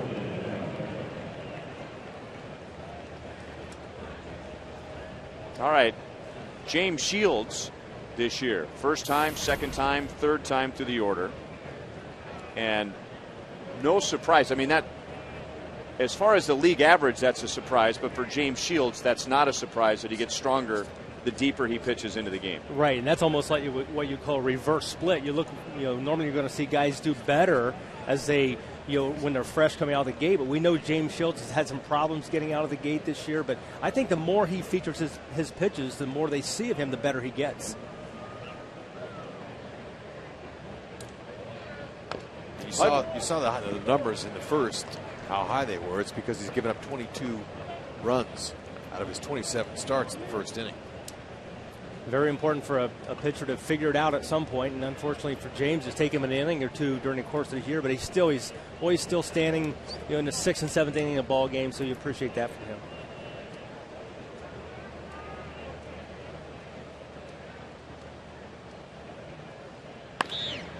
Line to center field. Beckham has a base hit. Danks had to hold. Not sure if Bonifacio is going to make the play or not, so he'll just move up 90 feet. And Beckham, who struck out in his first two at-bats, has a one-out single.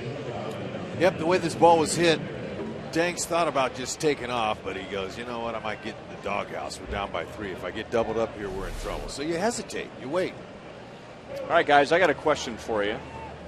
I want to get a hitter's and a pitcher's perspective. James Shields has a great changeup, right? Alexei Ramirez has tremendous numbers against James Shields. He's 1 for 2 tonight, so he's 15 out of 38 with a couple of home runs.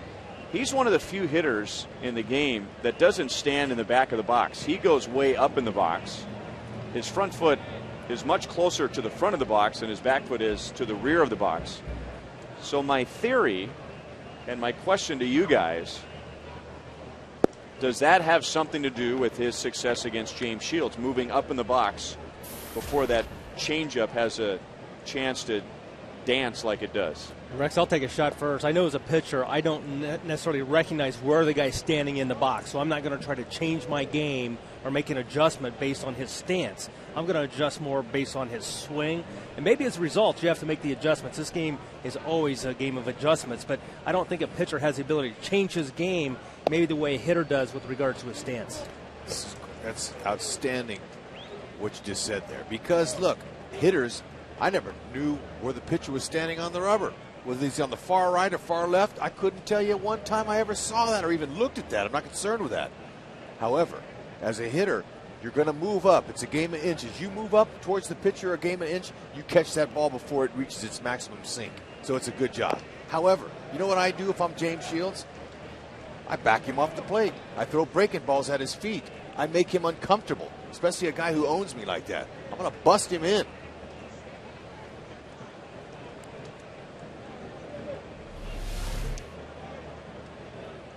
Okay, he's a little bit more in the back of the box there. But now look at this one here. It just went over his head. You can get a little bit better view of that back foot there.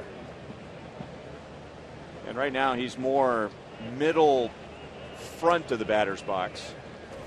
But when Shields' changeup is at its best, it really dives at the end. It dives down, and I'm just wondering if Ramirez can get to that pitch before that late action, as opposed to if you're in the back of the box. By the time he unloads his swing, that changeup is in full sync. And that's probably the adjustment that Ramirez is trying to make, because he understands with the way that James Shields is going to attack him. Now, the catcher really is the one who's responsible for finding out where that batter's standing in the box, and then the sign that he puts down may be a result of what he reads from where the batter is standing in the batter's box. Your percentages might go up by moving up to in the box. Doesn't guarantee success, but Alexi's had it. 3-2. I mean, that was an old Little League or American Legion or high school trick. Remember, if a guy had a big curveball, some coach would say, hey, get up in the box, get on that pitch before it breaks down. And now, again, that's Little League, Legion in high school. I don't know if that applies in the big leagues, but just trying to figure out what it would be about Ramirez, why he does so well against James Shields. And I just wonder, by moving up, does he take away some of the effectiveness of the changeup? I want to say the percentages are better. Puts it in play. And he's got another base hit against Shields and will drive in a run. So 2 hits for Ramirez. 3 hits in the inning for the White Sox. So they answer the Royals with 1 in the 6th to make it 3-1. It's got to frustrate James a little bit there. But, Ryan, that was good that you led us to break that down and talk about that, because it's important how guys stand. Now, that's a fastball in. It wasn't in enough. Or it looked like a changeup. Okay, but he was able to get the head of the bat there because of his lack of speed. Well, I like what Monty said, though, is that that's not something a pitcher recognizes. That's more on the catcher to see. And that's kind of an old school thing that a catcher would do, right, is look at the hitter's feet. Is he cheating in? Right. One of the first things the catcher is going to do when he climbs in the box is find out where he's standing, so he can maybe factor that into the pitches that he's going to call for his pitcher.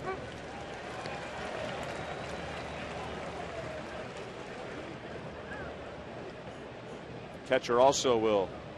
There you go. Sal looks at his feet, and a lot of times a catcher will look at a hitter's eyes just to make sure he's not peeking in at the sign.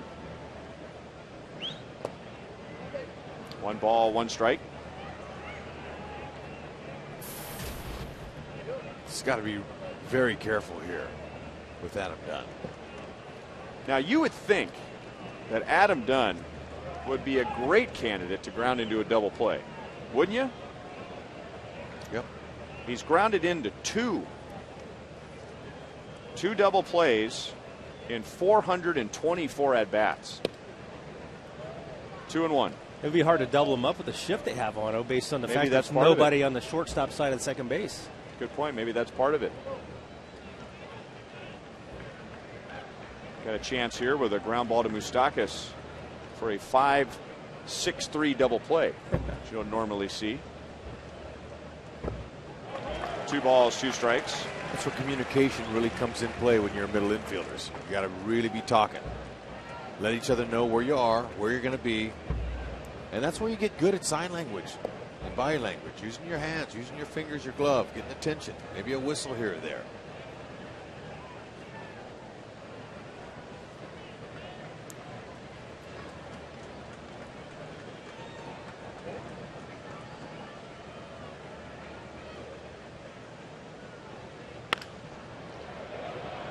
Well, a ground ball.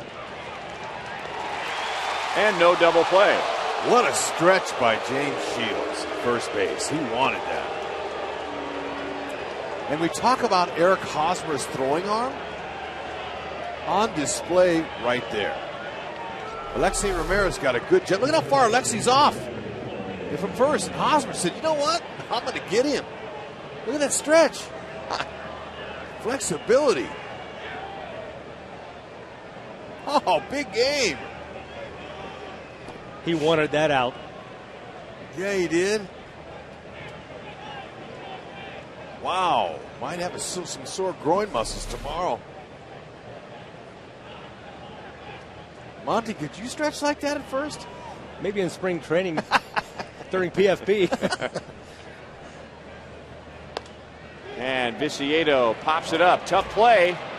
And no play. So another run scores. So the Royals miss a double play by inches. And the White Sox, on a bloop hit to center, now have 2 runs in the 6th inning. And Viciedo has driven in 5 in the series. And it is 3-2.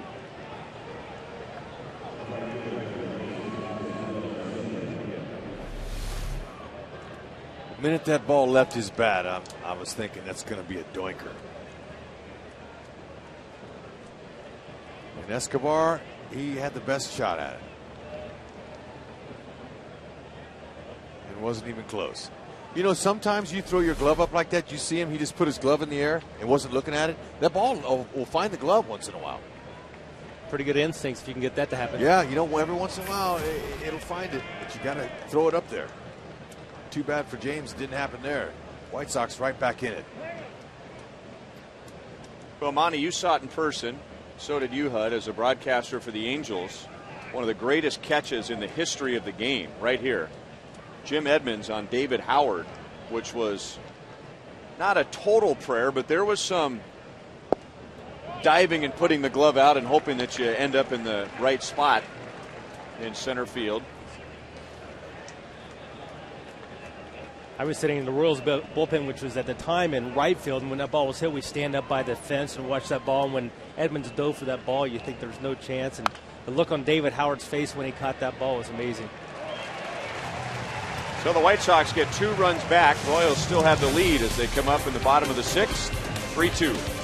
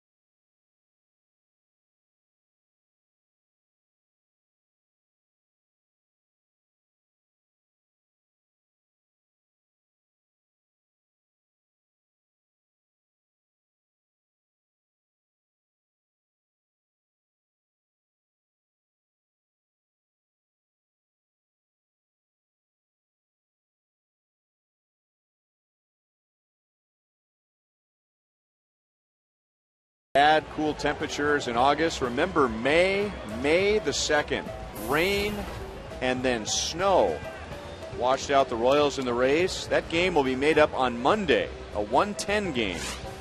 Tampa Bay is back in town. So you look at your original schedules, and that's an open date. August the 26th, instead a 1:10 game against the Tampa Bay Rays. And they have to fly up here just for that one game. They're in the middle of a homestand. They'll fly here for one game and go right back to St. Pete. As Hosmer grounds out, he's 0 for 3. Jose Quintana hoping to bounce back in this inning after giving up 3 in the 5th.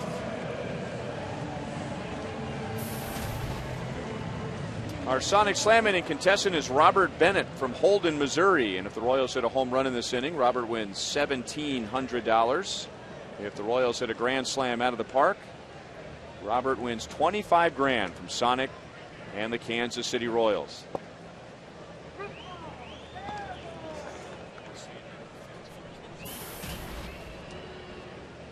Sal is grounded to second and struck out against Quintana.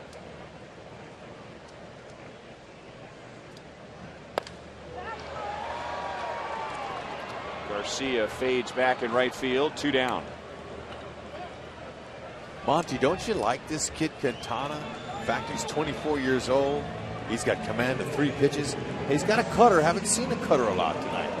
But he's got a little deception in his delivery. A little bit of a hesitation, when he starts. But he has good poise. He's expressionless. He's always got the same look on his face all the time. I talked to his pitching coach, Donnie Cooper, today about him, and he's really high on him. He said the way he absorbs information and knowledge, he takes everything that he talks about in his side sessions, and he takes it into the game, and that's a really good sign for a young pitcher.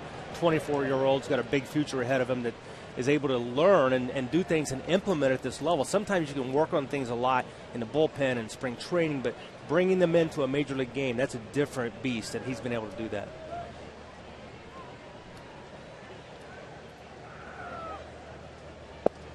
Donnie Cooper's high on you, Monty.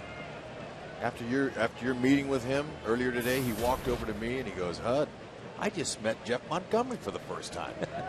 I said, Monty's my teammate, man. I started talking to him and I introduced myself. I said, "I didn't recognize you without a uniform on." Who sang that song? I don't know. Donnie. Anybody? Got me. Bueller? High on You. Remember that song? It's not ringing the bell. Not that particular bell. Glad I brought that up. Monty knows. I think he would know that one.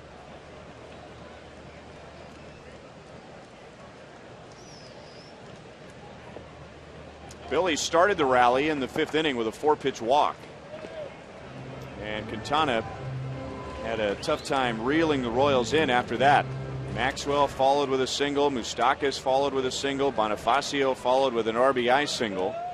And then Escobar and Carroll hit sac flies for a 3-run 5th inning.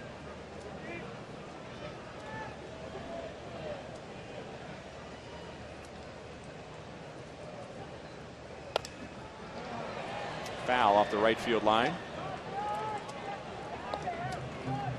Survivor. Thank you. Well, Joel and I are the same age, about. High on You, Survivor. Remember that song? Eye of the Tiger from Survivor. Did they sing that song too? Well done, Hud, but we're talking about High on You. That's the only song I could think of. That was Survivor. post 8-track tape, so. Thanks. Oh, Billy, just anywhere in between now. Yeah, Rex and I are a half generation removed from you guys. Yeah, we are. But wouldn't change it for anything, would you, Monty? Nope. How about Eddie Rodriguez on that foul ball? I mean, at least from here, it looked like it went right by his ankles. And he didn't move. It's tough. Either he has great judgment after all those years as a third base coach, or he didn't see it.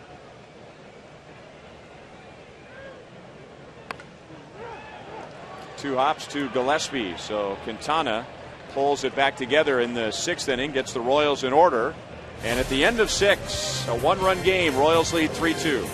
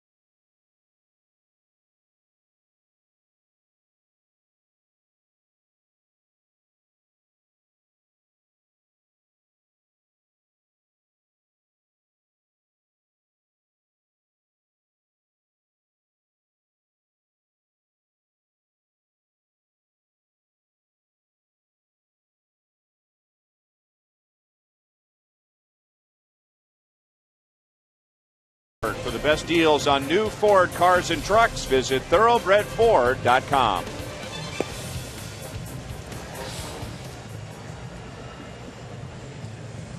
Well, no offense at all for 4 innings.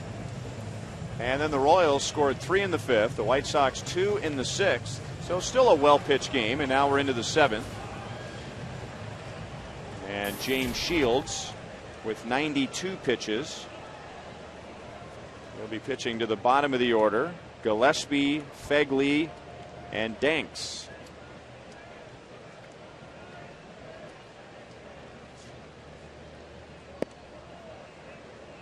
Ball 1-2, Gillespie. There aren't many players in the game today that go without batting gloves. And most hitters who do not hit with batting gloves will say they like the feel of the bat in their hands. They have a better feel with bat to skin as opposed to a batting glove in between. And that's exactly the way it is. That's how you feel. I always like to have a batting glove on my bottom hand and leave my top hand with no glove on it. I had a little more feel on the top. How about in football, the quarterback? Some of those guys wear gloves at times on their throwing hand. On their throwing hand, yeah.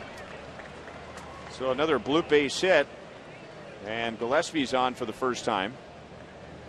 George, of course, was one of the most famous modern-day players without the batting gloves. The Royals had a player here for a year, and we saw him with the Twins quite a bit. Doug Minkiewicz was a non-batting glove guy, and so what they do is, and Gillespie doesn't, but a lot of guys then turn their batting helmet into a pine tar rag.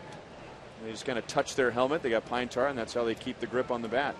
Big Daddy Vladdy, he was like that. And now a pitch gets by Perez, and Gillespie moves up 90 feet. Rarely do you see Salvi with his glove position not in the right way. That looked awkward. Almost looked like he got crossed up. Yeah, it's like he moved his glove instead of his body in front of the ball. Typically, he swings his knees down and just blocks it. So that takes that double play away.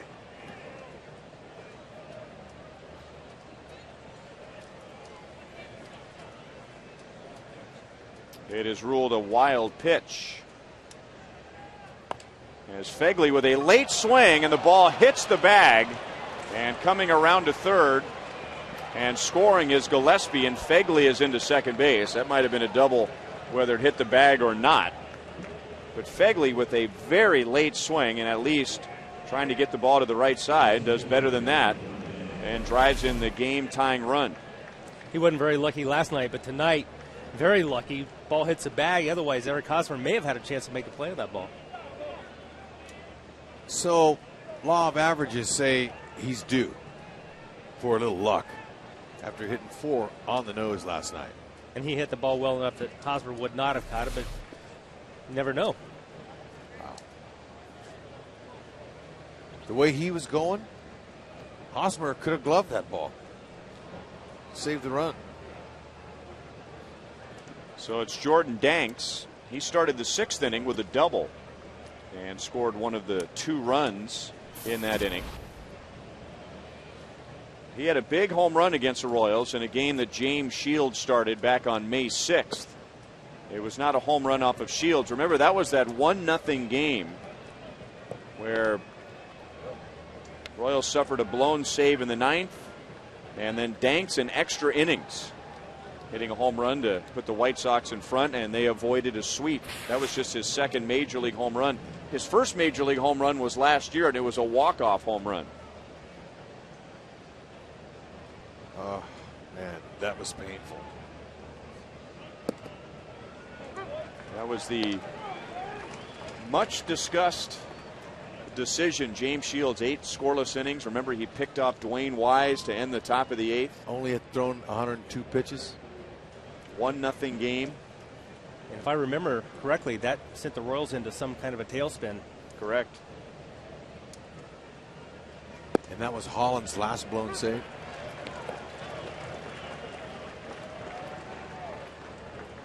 And now Shields at 100 pitches. About the fourth inning, Joel and I were talking about the possibility of James Shields maybe being able to go out for 9 innings the way his pitch count was, way down after these first few innings. 23 pitches last inning, make that 24.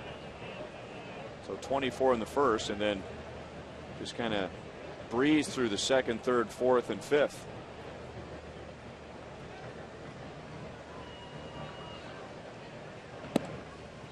And the count goes from 1-2 to 3-2. White Sox drafted Jordan Danks out of high school. He decided to go to the University of Texas, where his father played basketball. So they drafted him again out of college in the 7th round. And his older brother John beat the Royals on the mound in game 1 of the series. Good changeup with a full count. So Danks is down. Fegley's still at second base and 1 away. That is 8 strikeouts for James Shields. With nobody out, that could prove to be a very big strikeout in not allowing the runner to advance to third base with less than 2 outs. And now De Aza, 0 for 3 tonight, 1 for 12 in the series, 10 for 61 on the year against the Royals. Didn't pick up the changeup, 0-1.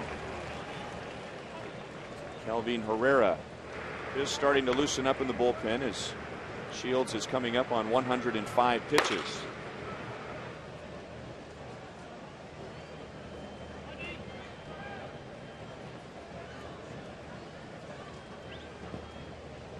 Blocked by Perez, 1-1.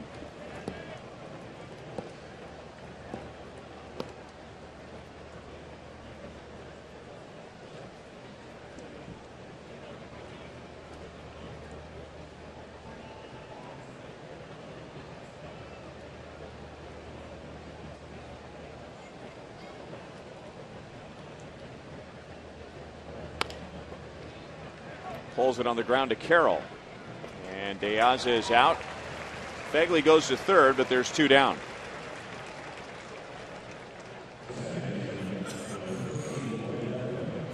All right.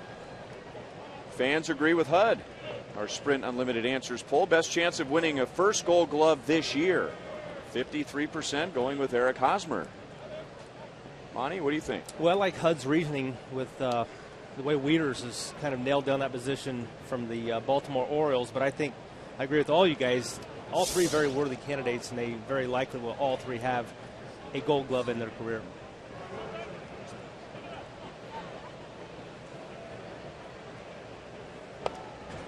Gordon Beckham fouls it back, 0-1. Beckham singled and scored in the 6th inning. He's 1 for 3. Don't count him out. He could win a Gold Glove in his future. He was 3rd in the top 3 last year. Beltre, Longoria, maybe. There you go.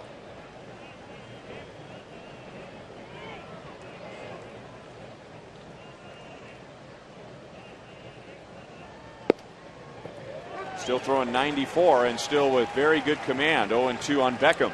I like Phil Cuzzy tonight behind the plate. Doing a nice job. Giving the corners to both sides. Game moves along that way. Way to go, Phil.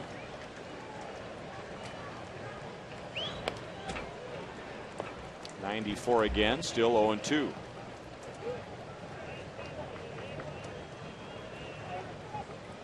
Third base coach for the White Sox, Joe McEwen.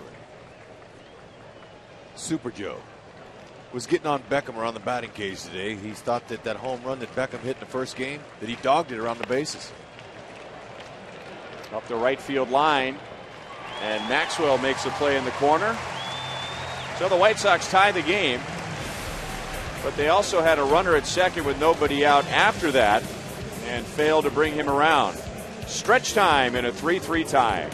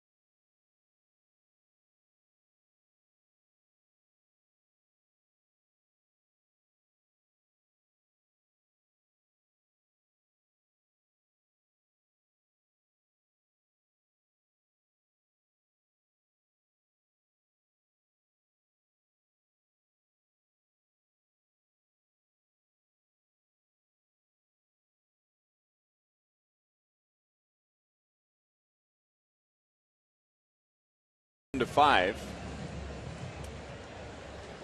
Ryan Lefevre, Rex Sudler, Jeff Montgomery, along with Joel Goldberg. Royals hoping to avoid a sweep. Royals have lost 4 in a row. The White Sox have won 5 in a row. Maxwell jumped on a first pitch fastball and singled in the 5th inning. So this time around, Quintana goes with a changeup. Maxwell came around to score in the Royals' 3-run 5th.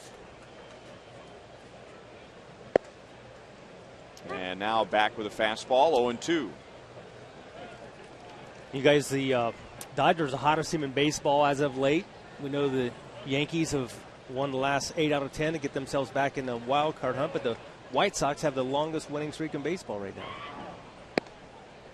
And they're playing like it. They have also won 11 of their last 16.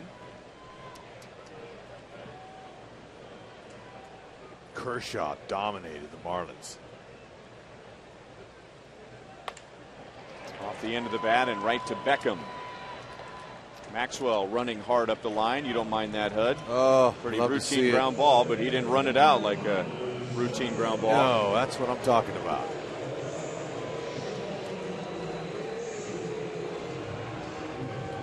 All right, our AT&T trivia question for tonight. Who are the only 2 catchers to win both Gold Gloves in both leagues? 2 catchers have won Gold Gloves in both leagues.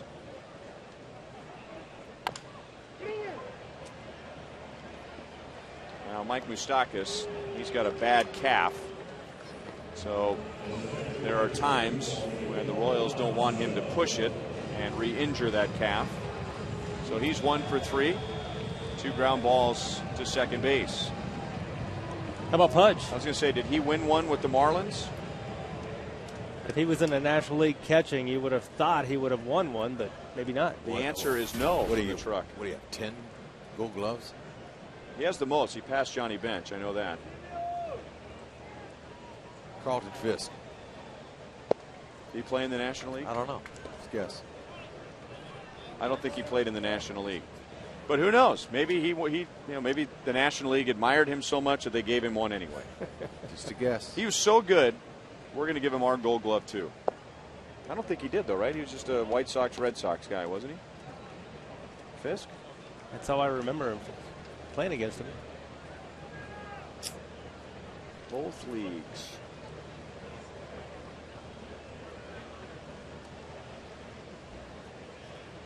Way to go, Al.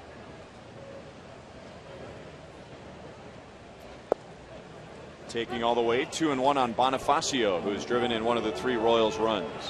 If you're going to throw guys out there that played a lot of games, I know Bob Boone caught a ton of games. Okay, there you go. And he caught in both leagues, so I'm going to go with Booney on one of them.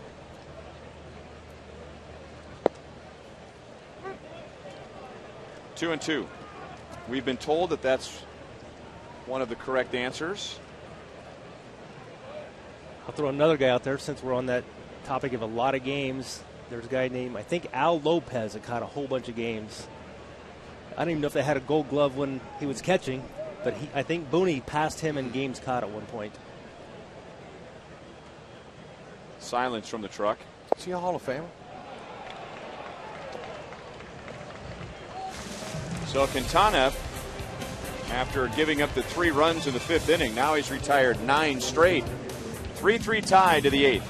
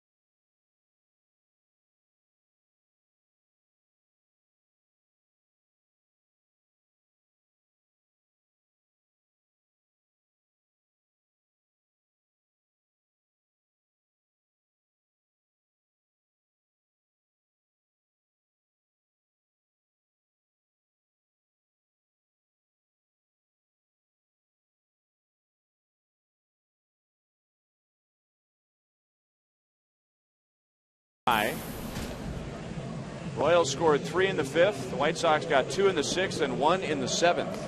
So a Chevy call to the bullpen. And Herrera will pitch to Alexei Ramirez, Adam Dunn, and Diane Viciedo. James Shields goes 7 innings. Gives up 3 runs, 9 hits, no walks, and 8 strikeouts.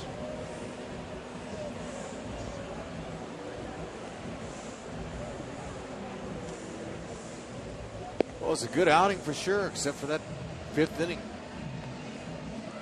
Excuse me, 6th inning. I think got a couple runs on it.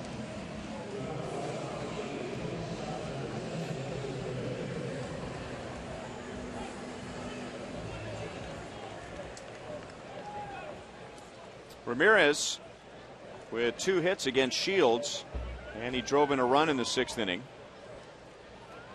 1 more hit will give him 150 on the year. He was in a steady decline, Ramirez was, and really still is in the power numbers. He was really something when he got to the big leagues. Defecting from Cuba. He had 21 home runs his first year in the big leagues, and that trickled all the way down to 3 last year. He has 4 this year, but has bounced back with his batting average at .290 at the moment. 6th in the league in doubles, 9th in the league in stolen bases, 7th in the league in hits.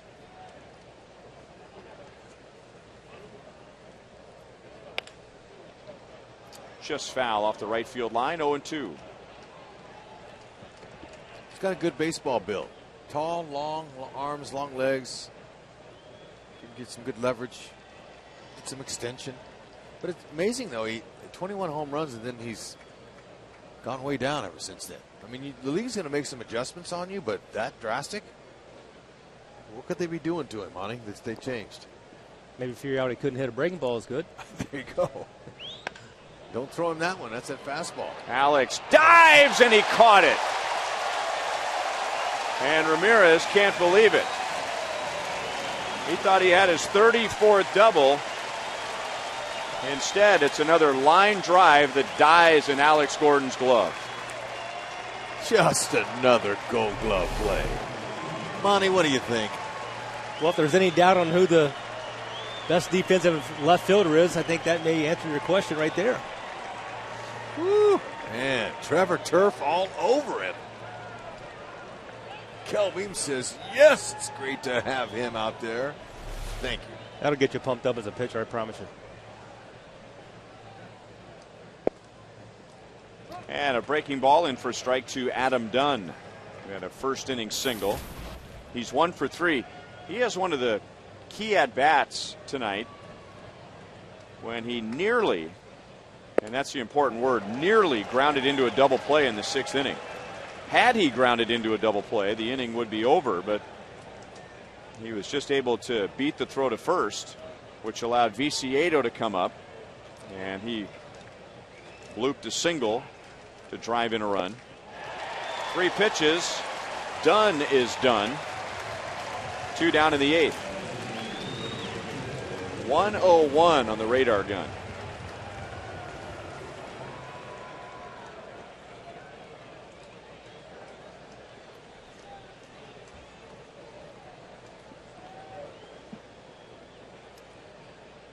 So Herrera indeed gets a lift after the play by Alex in left field as he takes care of Dunn very quickly and now jumps ahead of Viciedo, who is 1 for 3 with an RBI after driving in 4 of the White Sox 5 runs last night.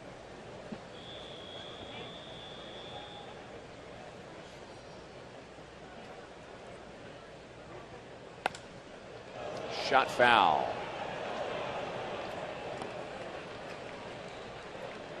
All right, let's answer our AT&T trivia question. 2 catchers have won Gold Gloves in both leagues. Monty's come up with Bob Boone. How about Tony Pena? Did he win one in the American League? Yes, indeed. Good call. He's had better swings. 99. 2 strikeouts for Herrera. Lighting up the radar gun. Alex Gordon saved the inning with a diving play. He'll be coming up in the bottom of the 8th. How about Alex?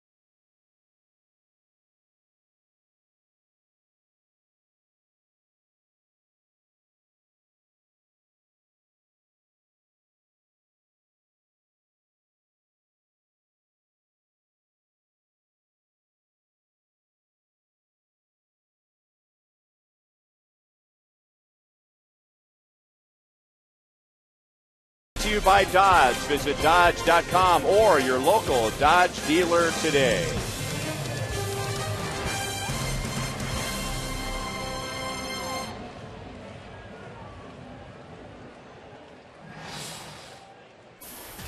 Matt Lindstrom is on the pitch for Chicago, so he replaces Jose Quintana, who gave up 3 runs in 7 innings. Lindstrom on for the 62nd time this year. That leads the league in appearances. Well, if you're good, your manager's going to go to you. Starts him off with a slider. He's got a fastball. They'll run it to 95. Slider, changeup.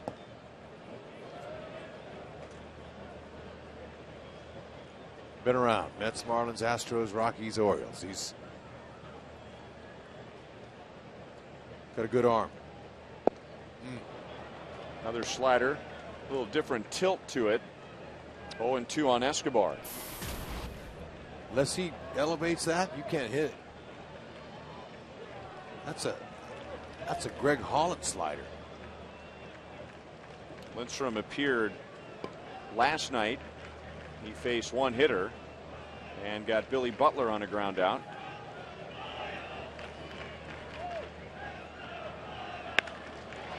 And line, and almost took Gillespie's left arm off.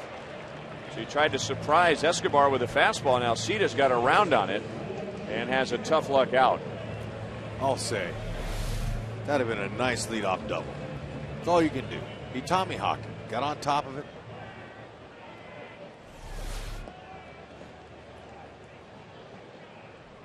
Frustrating. So Jamie Carroll, and like Escobar, he had a sac fly in the Royals' 3-run 5th inning.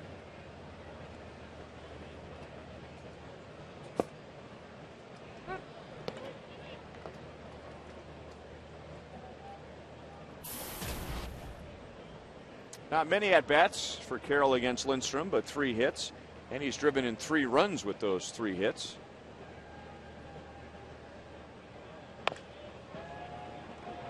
Past third base coach Eddie Rodriguez, 0-2. Bonifacio, Escobar, and Carroll drove in the runs in a 3-run Royals 5th inning. In the 6th, Ramirez and Viciedo drove in runs. And then Fegley, Josh Fegley, tied the game with a double in the 7th inning.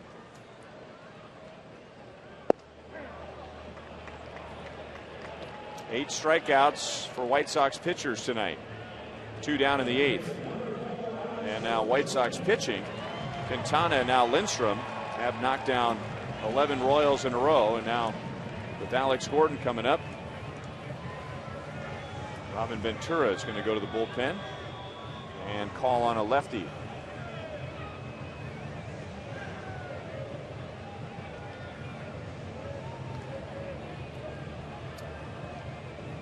And that Chevy call to the bullpen will be Donnie Veal. 2 down, nobody on, 3-3 tie, bottom of the 8th.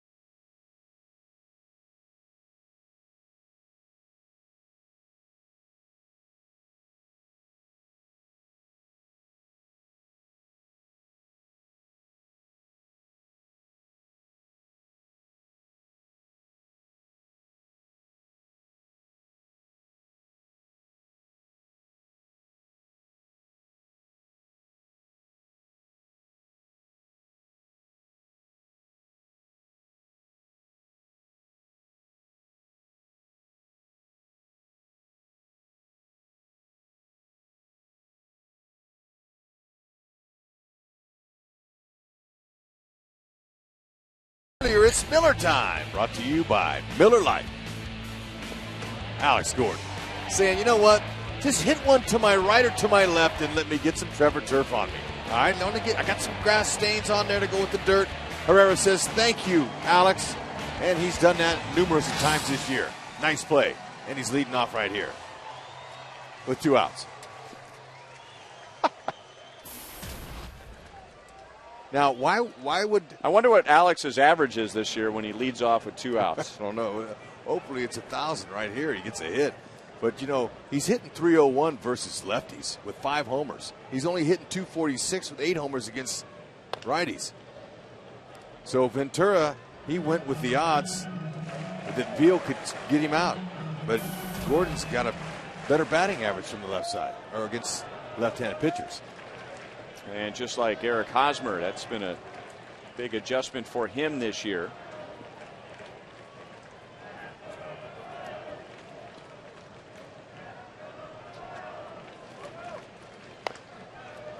Pulled foul, no balls, 2 strikes.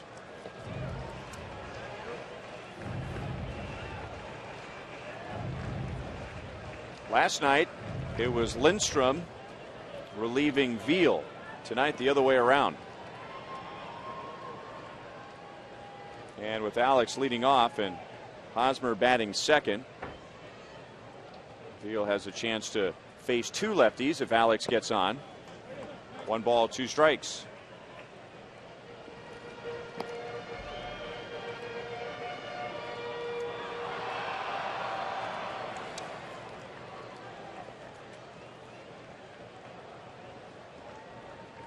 Donnie Veal with an ERA over 6 in 34 games.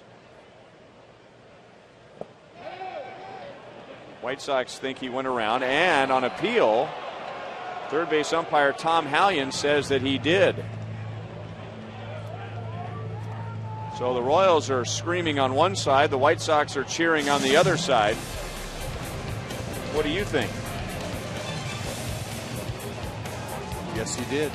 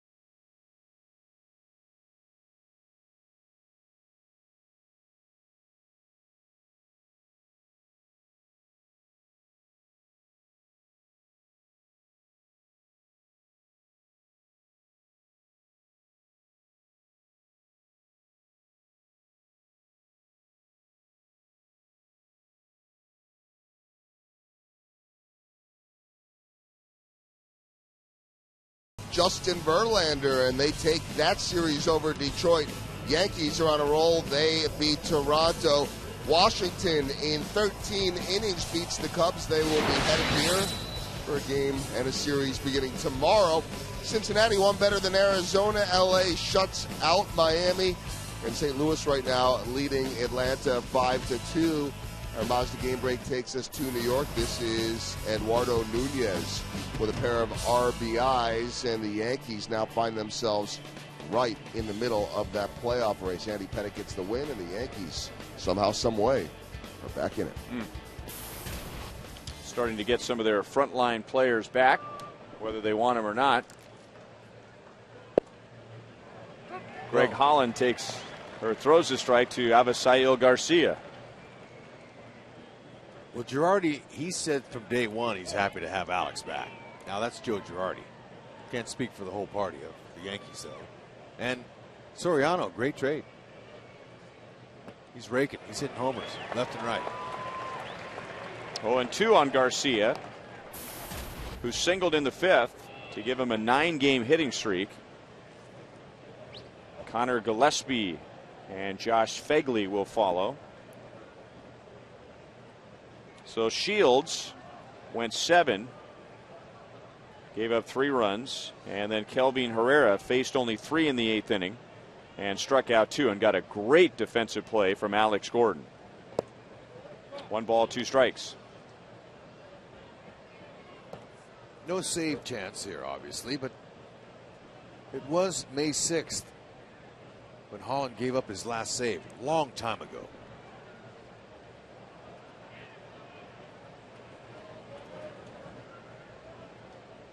Only way you can win a home game is a walk-off, so he's not going to come in and get a chance to save. So Ned warms him up and gets him in there. He hasn't been in a while. Got to give him some innings. 11 strikeouts for Royals pitchers tonight. Beautiful fastball, especially down in the zone like that. Four-seamer. Bayou.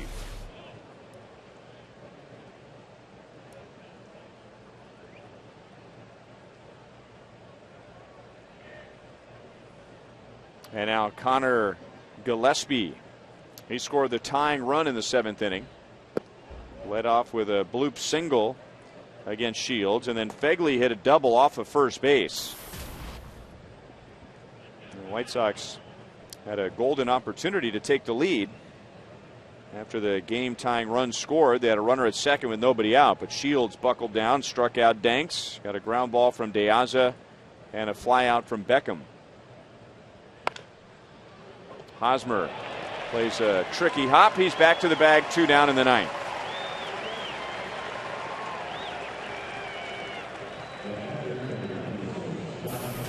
Vote for the Royals Player of the Month, sponsored by Majestic and Rally House. Vote at Rally House stores and get a chance to go on field and meet the winning player.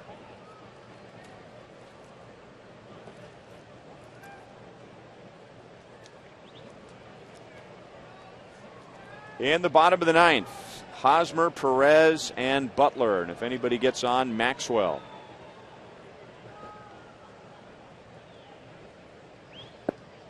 Ball 1 to Josh Fegley, who struck out in his first 2 at-bats against Shields. Had a bad time with the changeup, and then took a very late swing when he doubled in the 7th inning, trying to get the runner over to third, and his ground ball hit first base and popped up over Hosmer and into shallow right field.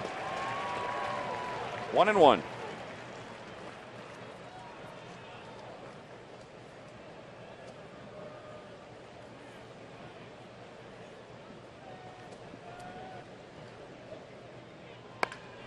On the ground, past Moustakas and up the line, and that was a tough hop.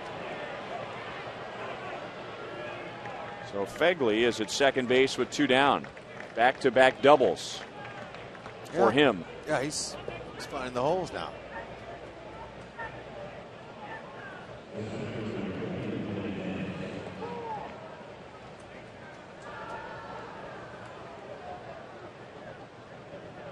Well, I take that back.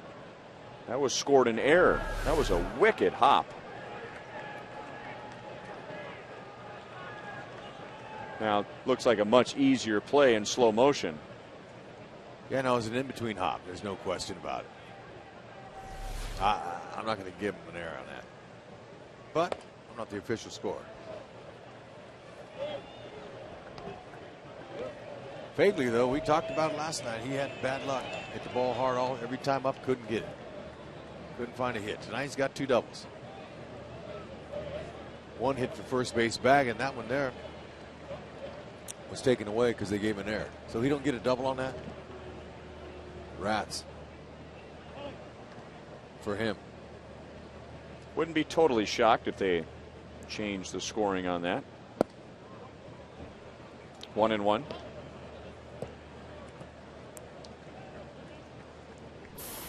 Jordan Danks was supposed to be on the bench, and then about 30 minutes before the game, we found out that Paul Konerko had been scratched. And so Robin Ventura shuffled some guys around, and Danks got into the lineup. 2 balls and 1 strike. And he's chipped in. He had a double leading off the 6th inning and scored. Struck out in his other 2 at-bats against James Shields, who struck out 8 in his 7 innings.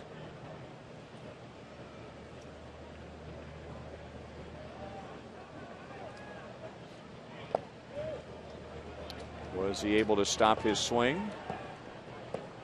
No appeal. 3-1. Alejandro De Aza is on deck, who is an everyday player. Greg Holland can get anybody out, but figure you want to get a decision from this guy than somebody who plays every day. Well, it's been 6 days since he's pitched. Off of Holland. Oh, man. Oh, no. Oh. And the throw is not in. Oh, it is in time. The Royals get the call. Oh, man. I hope Holland's all right. He is walking off the field. Ooh, man. Salvador Perez with a great heads-up play to get Danks and send the game to the bottom of the 9th, still tied at 3.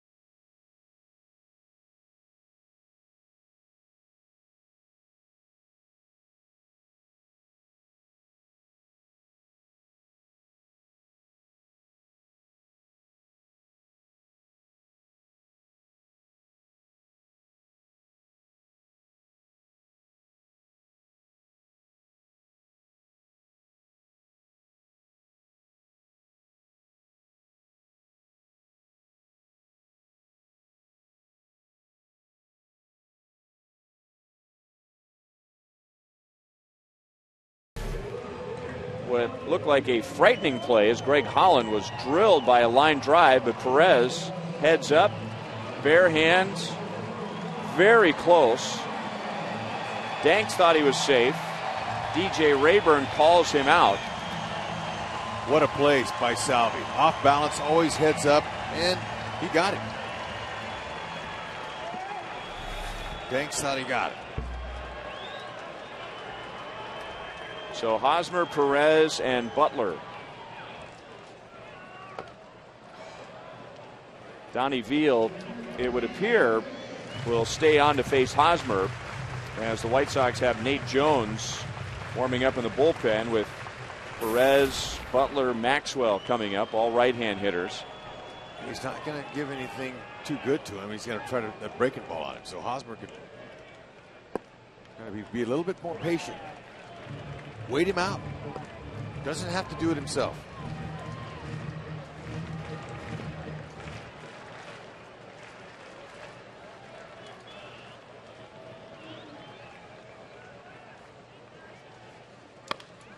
Up the middle and into center field. So the Royals have the winning run on to lead off the 9th inning. That'll be it for Veal. Nice stroke by Hosmer. Just stay in the big part of the field. Set it up. Hosmer's first hit ever against Donnie Veal makes him 1 for 3.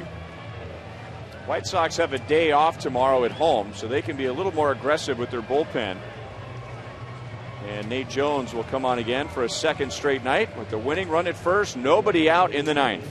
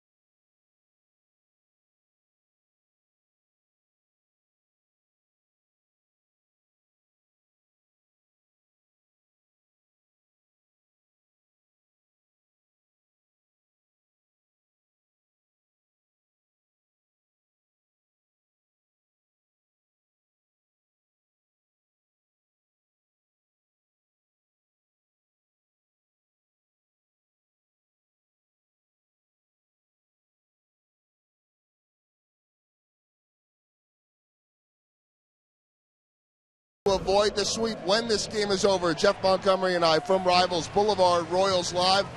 We'll talk about the pitcher's duel tonight, the Royals' Gold Glove caliber defense, and perhaps a walk-off reaction from Ned Yost and the players, and much more coming up on Boulevard Royals Live. Ryan? All right, thanks, Joel. So Nate Jones, who pitched last night, he gave up an infield single to Salvador Perez. By the way, I was looking at the schedule in June, but it is August, right? It must be. Last time I checked. So no, the White Sox do not have a day off tomorrow.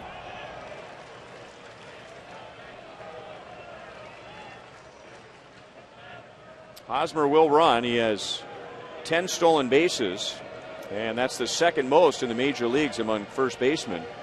Paul Goldschmidt of the Diamondbacks is the only first baseman with more stolen bases.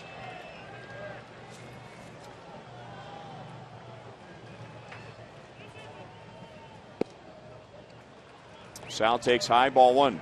He's quick home. He's got good stuff. He's a mid-90s to upper 90s fastball, two-seamer. He's got a curved slider to change. He pitched the 8th last night. Got around an infield single and a walk. Now Hosmer runs, and it's fouled away as Perez was taking a shot at the right side. Hosmer got a pretty good jump. Yep.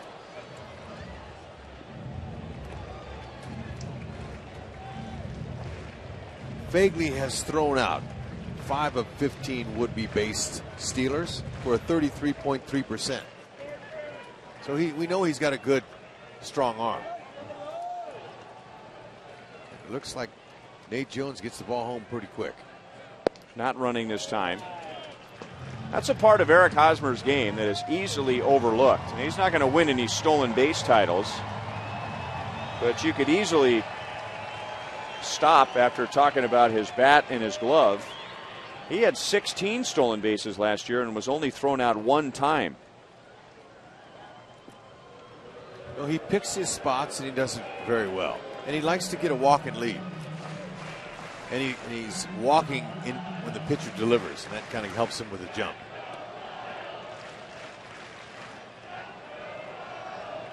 "14 stolen bases in 2011, 14 stolen bases in 2010.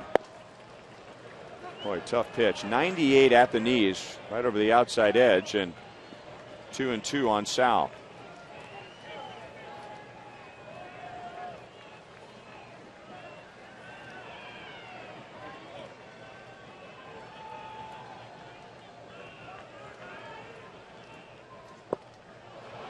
And 99 at the knees over the outside edge. So Hosmer at first with one down. Tell you what, this guy, he's nasty. Look at the movement on that pitch, too. Perfectly located. No chance. Maybe to foul it off, but got it really tough to put in play.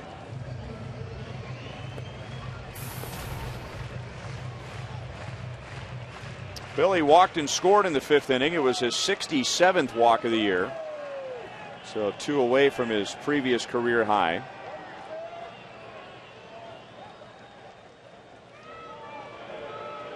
And he didn't look very comfortable throwing over to first base. No, I think he's saving his bullets. He's want to expend them over there to first. And it's just I know you're over there, move. Just let you know that you're there.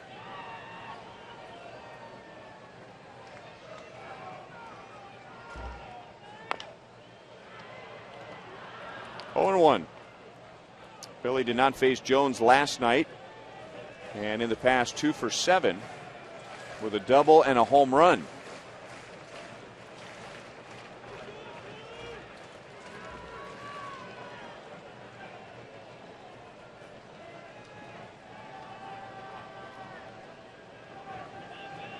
Hosmer still trying to time Jones, and a ground ball to short. To the 10th in a 3-3 tie. That's why you want to run. One of the reasons.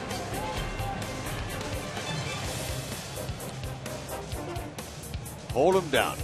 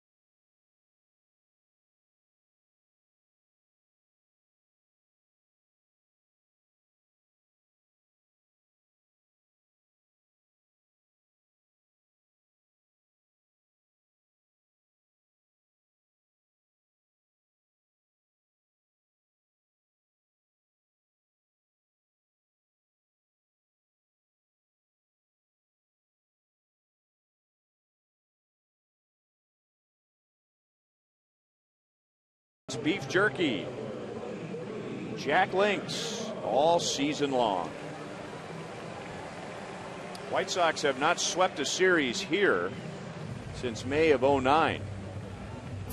And the Royals look like they were on their way in avoiding the sweep when they scored 3 runs in the 5th inning. They have not scored since. The White Sox scored 2 in the 6th, 1 in the 7th. And now to the 10th, and Aaron Crow is on to face the top of the order: Alejandro De Aza, Gordon Beckham, and Alexei Ramirez. Okay, strike one, get ahead. Finish him off with the slider. Got a mid-90s fastball. little bit high, ball one. Royals in extra innings this year, their record 8-3, and they're 3-2 at home. See the White Sox? And they played 20 extra inning games. You know, there's only one team better than the Royals as far as wins goes. That's 9-2, the Cleveland Indians in extra innings. Royals continue to baffle Alejandro De Aza. He is 0 for 4 tonight, 1 for 13 in the series, and 10 for 62 this year against the Royals. It's a very late call. White Sox dugout not very happy with that. De Aza is not very happy with that. The Royals are 1 ball, 2 strikes.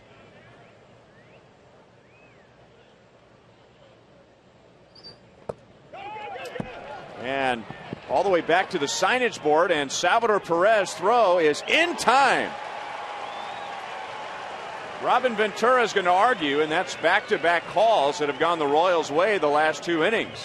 Well, Salvi was lucky that ball kicked back to him. Kicked right back to him. I mean, not all the way back, but far enough to where it made it close for him to go get it and throw him out. Robin's not happy.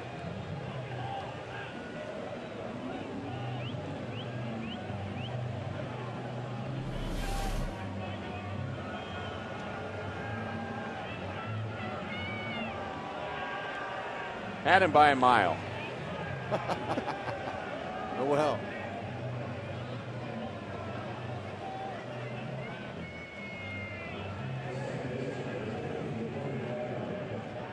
Salvi will take it, and so will Aaron Crow.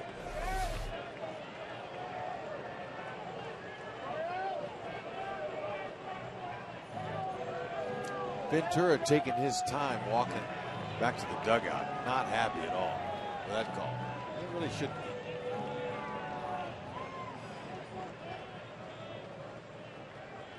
And today, of course, with video, doesn't take very long for the White Sox dugout to find out if indeed De Aza was safe or out. Beckham flies to right. He's 1 for 5, 2 down in the 10th inning.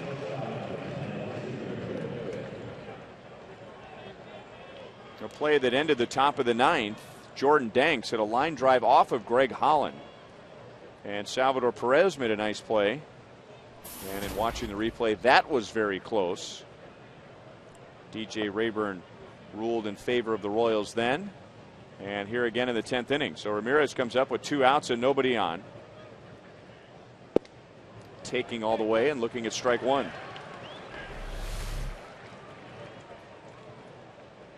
Oh, that Holland, he took that, and hopefully he's okay. I mean, obviously he's not going to come back out and pitch again, but we'll hope he's all right from that line drive. Maxwell coming over from right. So Aaron Crow gets the job done as the White Sox go down in order. Maxwell makes the play. He'll lead off the 10th, followed by Moustakas and Bonifacio.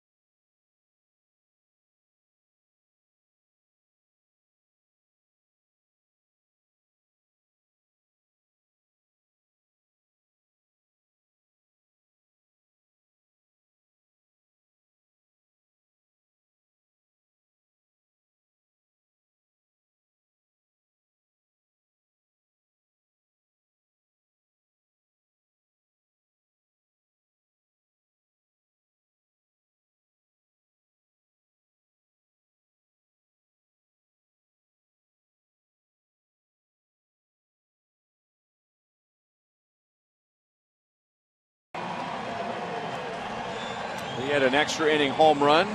This was at Citi Field in New York against David Aardsma in the 12th inning. A game winner. Well, that really charged the dugout and charged the entire team. He hasn't, but you never know. I mean, with this guy's fastball, it's mid to upper 90s with a lot of movement on it. And he has one career walk-off home run, and that was also against the Mets. So Nate Jones, who got all 3 outs in the 9th, will stay on with Maxwell, Moustakas, and Bonifacio coming up. And Phil Cousy is going to say that he went around. A couple of very late, almost afterthought calls by Phil Cousy the last 2 innings, last 2 half innings. Yeah, you know what? Gotta get some help on that one. Let's see. Yeah, I don't know. It didn't look like he offered to me.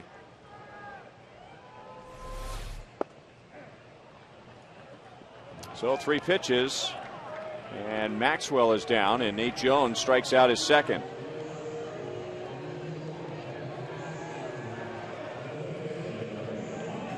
Jones is sneaky. He's got a really good power fastball. I mean, you know, it's hard to sneak a 98-mile-an-hour fastball. I mean, I'm just saying he's deceptive a little bit with that shot put or javelin type release he has. And then his sliders breaks off the table. 99 over the inside. I mean, shot put's not the right thing. Javelin is more like it. I'll bet it feels like a shot put when you make contact. Yeah, especially get off the end of your bat. Or maybe even a javelin.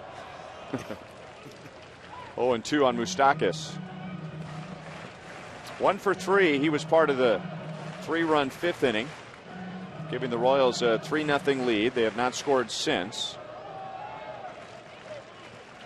Moustakas had been out of the starting lineup since Saturday when he appeared last night and drove in a run with a sacrifice fly. Still 0-2.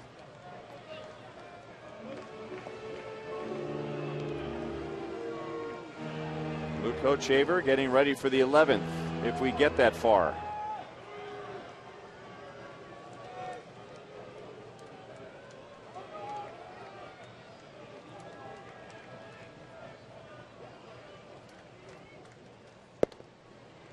One and 2. Well, you know, a ball like that gets away. That can be rough on a catcher's arm. His shoulder socket. The ball thrown that hard. Catcher extends his left arm up, and it'll take it back. Takes a lot to catch a ball going that hard. Good swing at a fastball up, but that fastball was at 98. Put a nice easy swing on it and let him supply the power. You can hit one.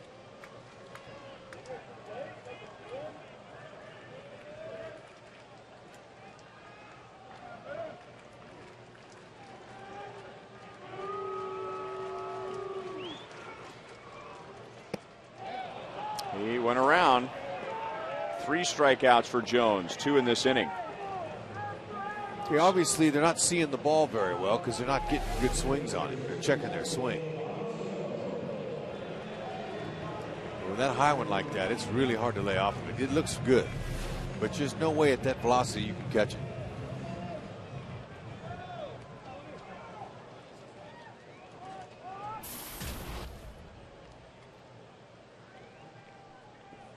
Bonifacio also played a role in the 3-run 5th inning, an RBI single. 0-1. So a long game for the Royals. They will start a series tomorrow with the Washington Nationals, who should be just arriving now in Kansas City, and they had a long day. They were at Wrigley Field. They had a 2-hour delay before they even started the game, and then they played a 4-hour 12-inning game. 0-2 on Bonifacio. Washington ended up winning that game. Beat the Cubs 5-4. Cubs scored 3 in the bottom of the 9th to send it into extra innings.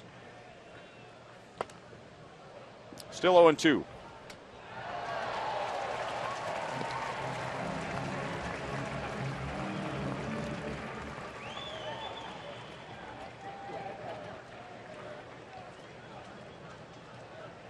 That away. Heck of a catch.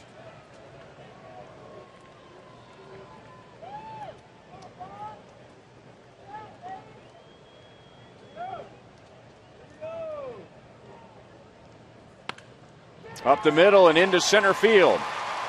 Bonifacio with a wide turn, but he will hold. And now we'll see if he will run with Escobar coming up with 2 down. Find a hole. That's it. Like his short swing the previous pitch on that fastball. Just shorten it up. Find a hole. Now rip him off. With his kind of speed, and I love the way he makes that turn, he's got to attempt to get to second base. And he does have a stolen base tonight, his 17th of the year. 17 stolen bases, caught 6 times this year.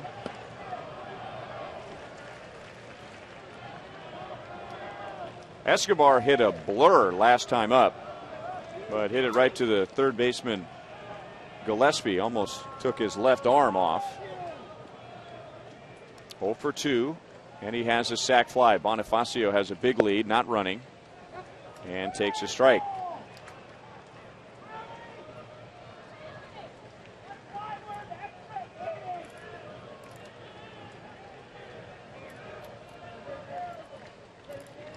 Okay, we saw Nate Jones not having a great move over at first base, so you can get a little bit more in your lead. He just lobs it over when he does throw over. Yeah? So you can get a bigger lead knowing that he's not going to pick you off.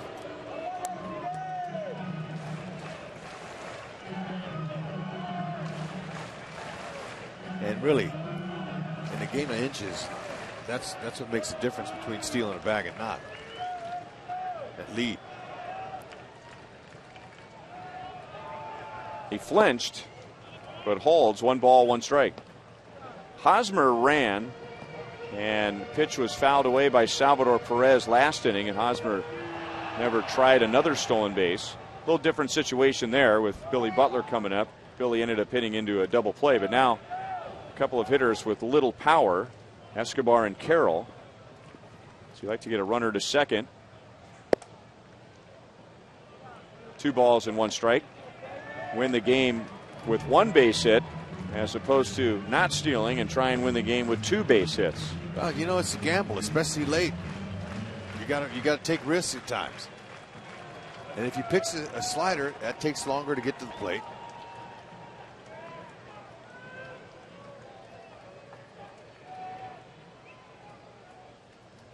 And there is 2 outs. If he gets thrown out, Escobar can lead you off the next inning. He looked like he was wanting to lean to go there.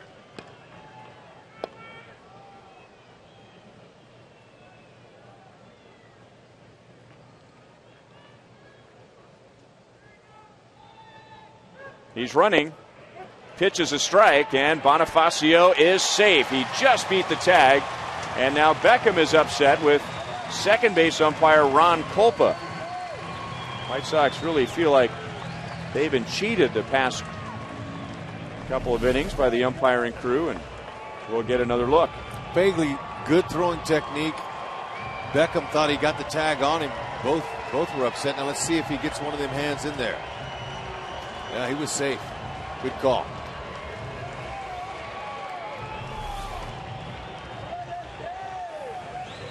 So there he is, scoring position. Escobar took the strike, so it's 2-2. Short, quick swing, try to find a hole. Esky has given his team a walk-off back in July against the Orioles.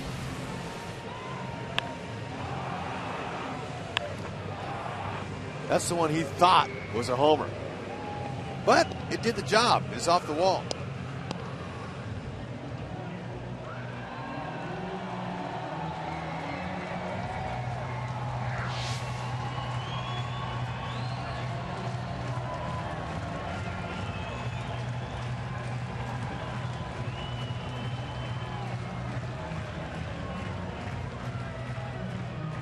With 2 outs, Bonifacio singled, steals second, his second stolen base of the night. 2-2 on Escobar.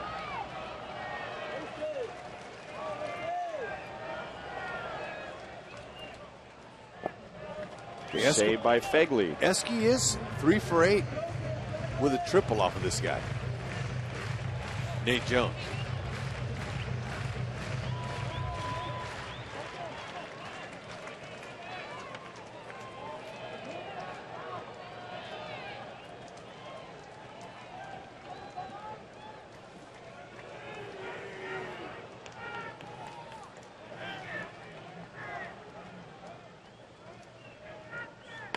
Ground ball. Gillespie plays a tough in-between hop and throws out Escobar.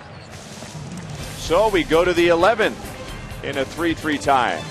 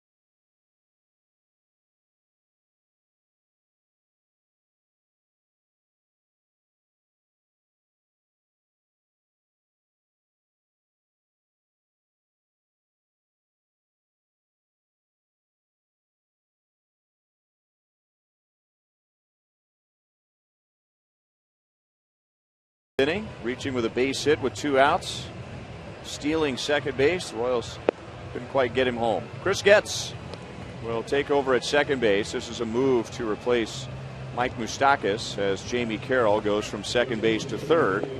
And taking over on the mound is Luke Hochevar. Okay, Luke Hochevar knows what to do. Try to spot that big fastball he's got on both sides of the plate. Mix in some sliders. 2 changeups. Might throw some curves. He's got a lot. He's done a great job out of the bullpen. Any pitcher that has an ERA under 2, you're holding a mini rock concert. You're a rock star. And strike 1 to Adam Dunn. 1 for 4 with a first inning single, and 1 for 9 in his career against Hochevar. That 1 hit was a home run. Got on top of a high fastball and whacks it foul into the seats off the right field line. James Shields went 7 and gave up 3 runs. And then Herrera, Holland, and Crow have all chipped in with a scoreless inning. Adam Dunn's just 1 for 9 in his career, but that 1 hit left the yard.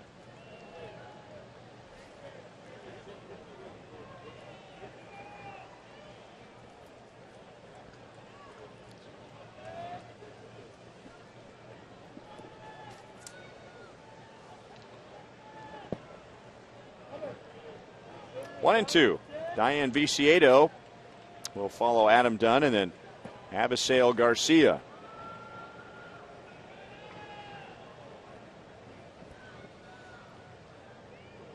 Viciedo is driven in one of the 3 Chicago runs. Got a nice shift going on for him. Still 1 and 2. Hosmer hugging the line over there down that corner. No doubles by him.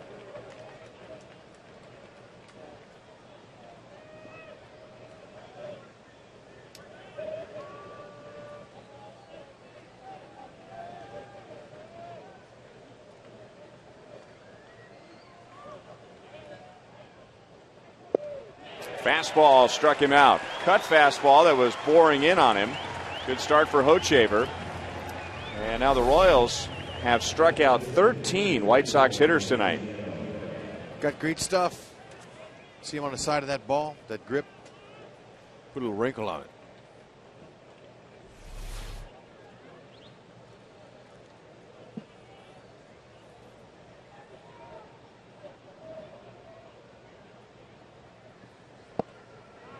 KCA comes out swinging. He hit the grand slam last night, and the White Sox 5-2 win. Moved up to the number 5 spot tonight when Paul Konerko was a late scratch. Fouls it off the plate, 0-2.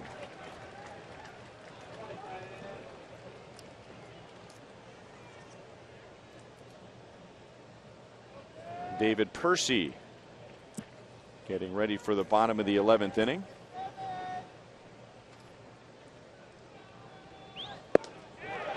Three pitches and down goes Viciedo. So 14 strikeouts for Royals pitchers tonight.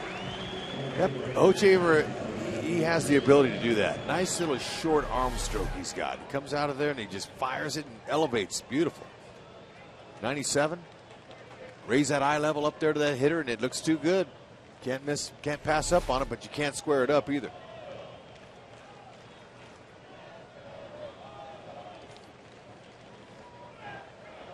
Avisail Garcia.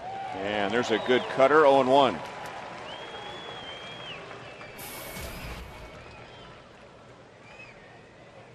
Shields struck out 8. Herrera struck out 2. Holland and Crow each had a strikeout, and now Hochevar has 2 in the 11th inning. And 0-2. He's just been a strike machine. Hochevar has delivered 10 pitches, 9 strikes in the inning.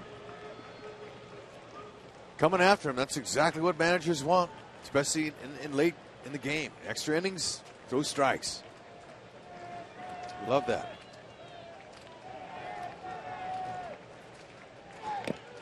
And high heat, and Garcia just got a piece of it.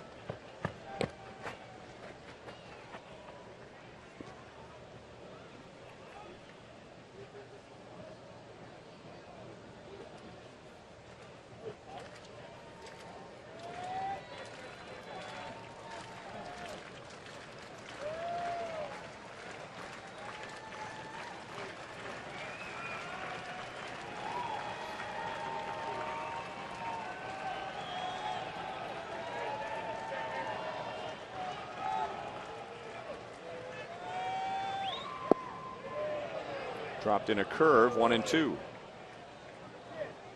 What do you see for Hochevar in his future? You know, that question came up yesterday. And I think he is beginning to enjoy this more and more each day.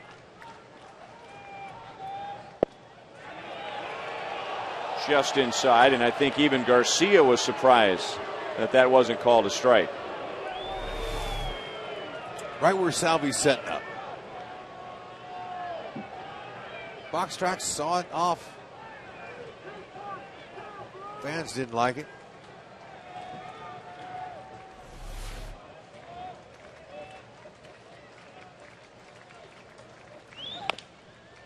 Up the middle.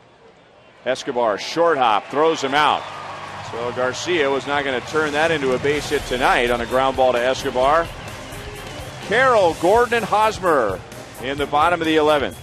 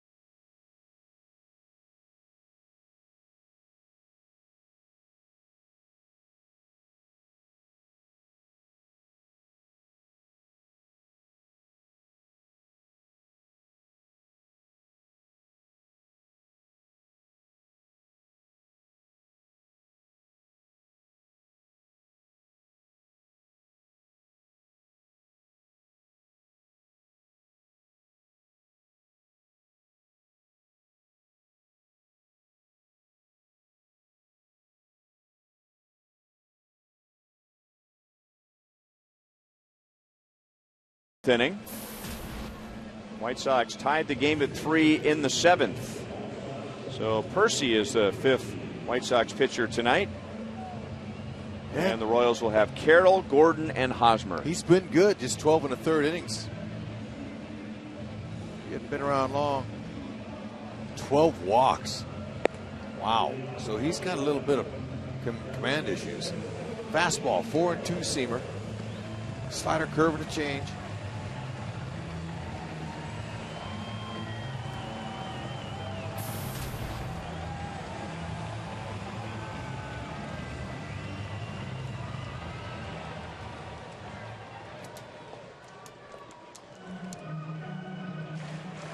Jamie Carroll in the Royals' 3-run 5th inning drove in the 3rd run with a sac fly to center field.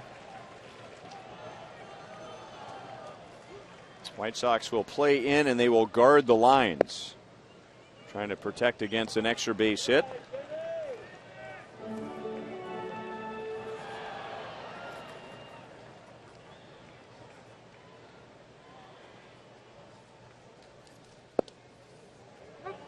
One and one.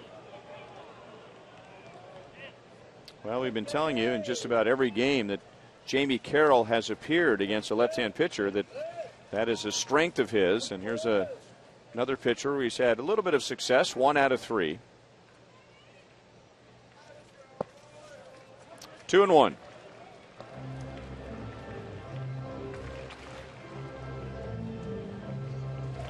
For the White Sox, Quintana went 7. He gave up all 3 runs. Lindstrom and Veal pitched the 8th. And then Nate Jones pitched the 9th and the 10th. 3 balls, 1 strike. Talked about the walks. Get on base any way you can. This guy's, he's established. He's been with Toronto, Oakland, Detroit.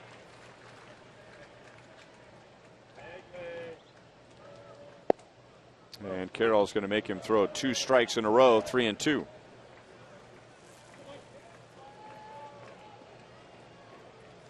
Royals are trying to end a 4-game losing streak. The White Sox are trying to extend a 5-game winning streak.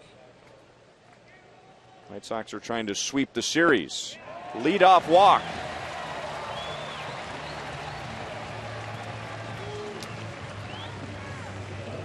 Detroit losing.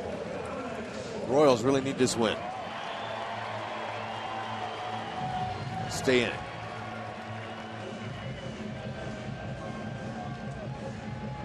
Alex got a situation here. Ned Yost, he could bunt him, although we don't see Alex bunt that much, or let him swing away. He's got a good number, 301 against lefties. 0 for 2 against this pitcher.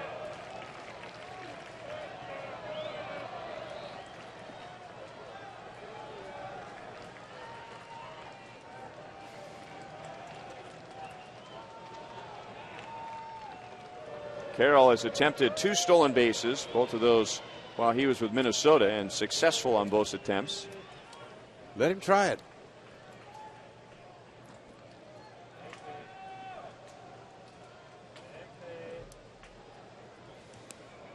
Look for your pitch. Very high with a fastball. He's going to try to break off a few breaking balls on Alex. And when you've been striking out a lot like Alex has, they're going to keep throwing that pitch until you lay off of it.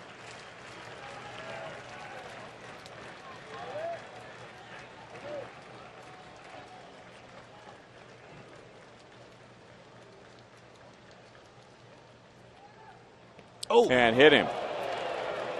So a painful way to reach base, but the Royals have 2 on with nobody out. Boy, I tell you what, Donnie Cooper, he's thinking, this guy, he's been effective when he throws strikes, but he's not on his game. And Gordon, just turn that head away. We saw that young right fielder for the Atlanta Braves get hit in the jaw. Jason Hayward, yeah. Last night's game, and that was ugly. And fortunately, Alex is able to turn his shoulder.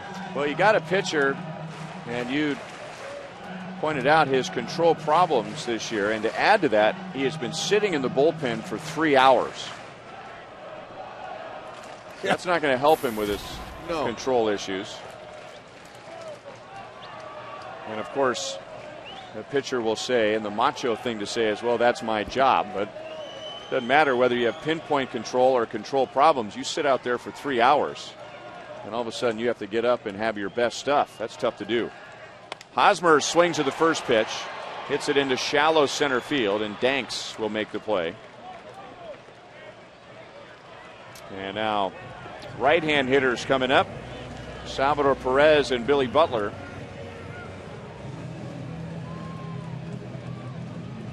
And Robin Ventura is going to go to the bullpen again.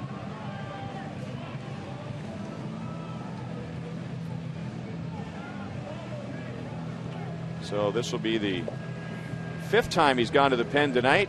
Perez and Butler coming up with Carroll at second, Gordon at first. One down in the 11th.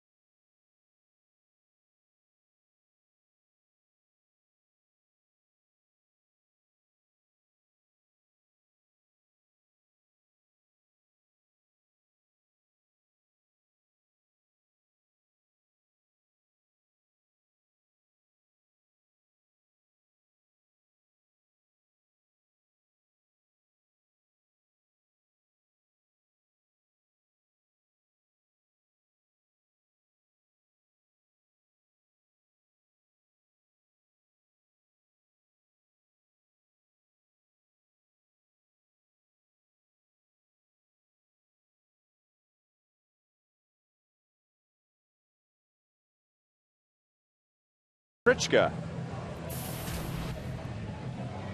born in Northfield, Minnesota,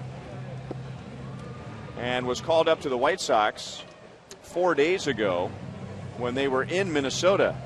So a lot of family and friends in attendance, but he did not appear in the game. So no pressure, big league debut, bottom of the 11th inning with 2 on and 1 out, coming in the middle of an inning. Yeah, came in just in time to give up somebody else's run. But you hope it, if you're a White Sox fan, you're hoping a kid can come through. Let's see what he's got.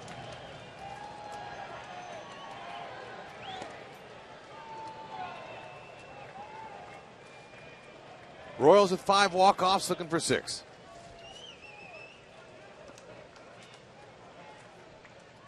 Sal swings to the first pitch, swings late, and hits it foul into the seats. Looks like he's a little funky. He's got a little funky delivery.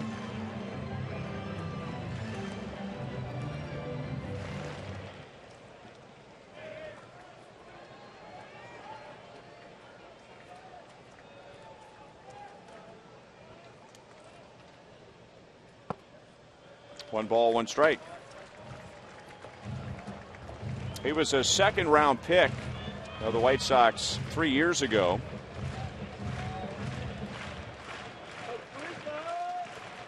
Pitched at Indiana State University. Did he go? Yes. Oh, man. Now the Royals are chewing on DJ Rayburn.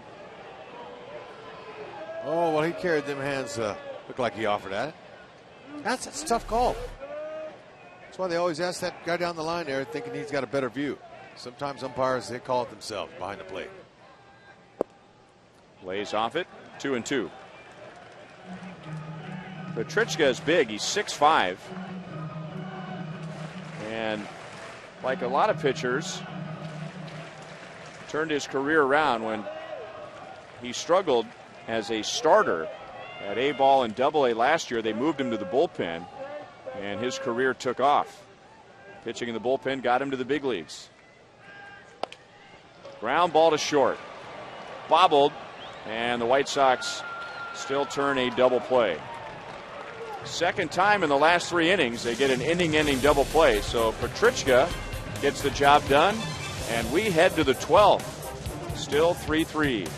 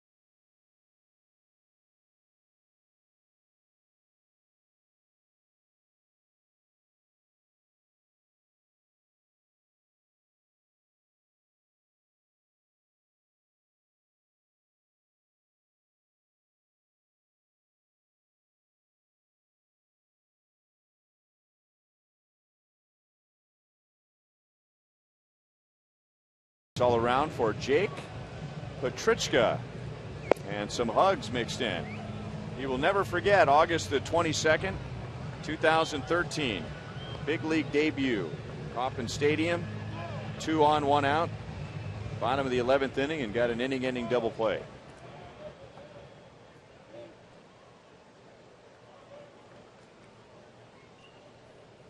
So Luke Hochevar, who pitched the 11th, stays on for the 12th. Third time this year the Royals have played 12 innings. They have not played beyond 12 innings. Hochevar will get the lower third. Gillespie, who is 1 for 4. Fegley, who is 1 for 4. And Danks, who is 1 for 4.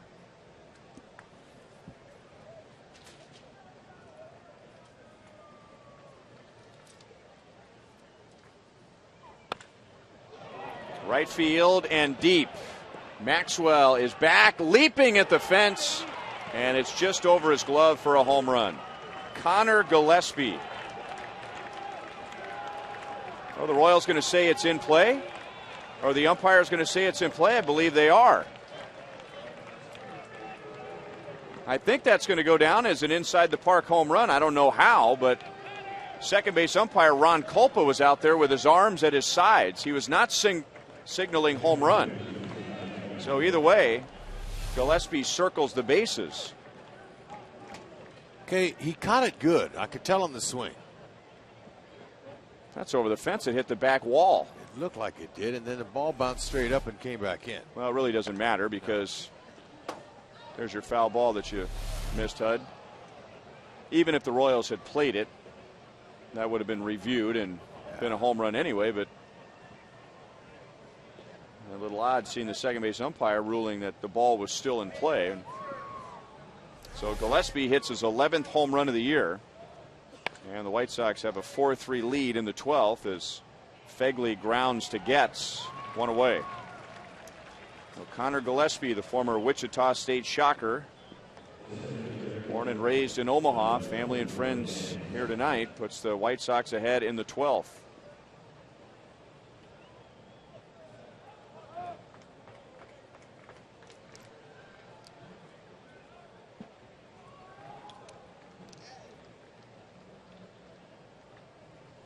And now Jordan Danks almost hit on the knee.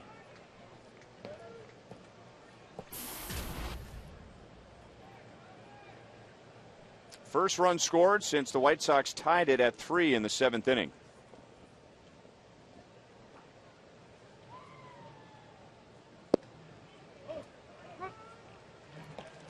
One and one.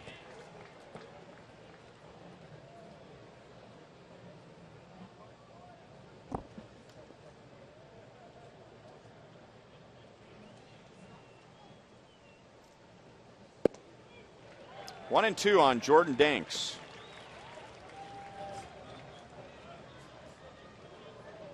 Quite a family. You got two guys in the big leagues, two kids in the big leagues, although they're not kids anymore. John Danks, Jordan Danks, both of the White Sox. They had a sister who was an excellent volleyball player at Ohio State. Their father, John Sr., was a basketball player at the University of Texas. Pretty impressive. Athletic family.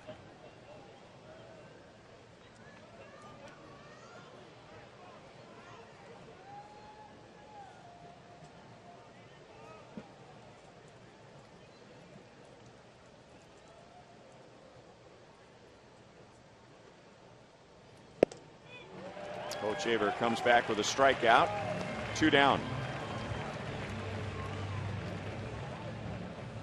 15 strikeouts for Royals pitchers tonight. And 3 for Hochevar.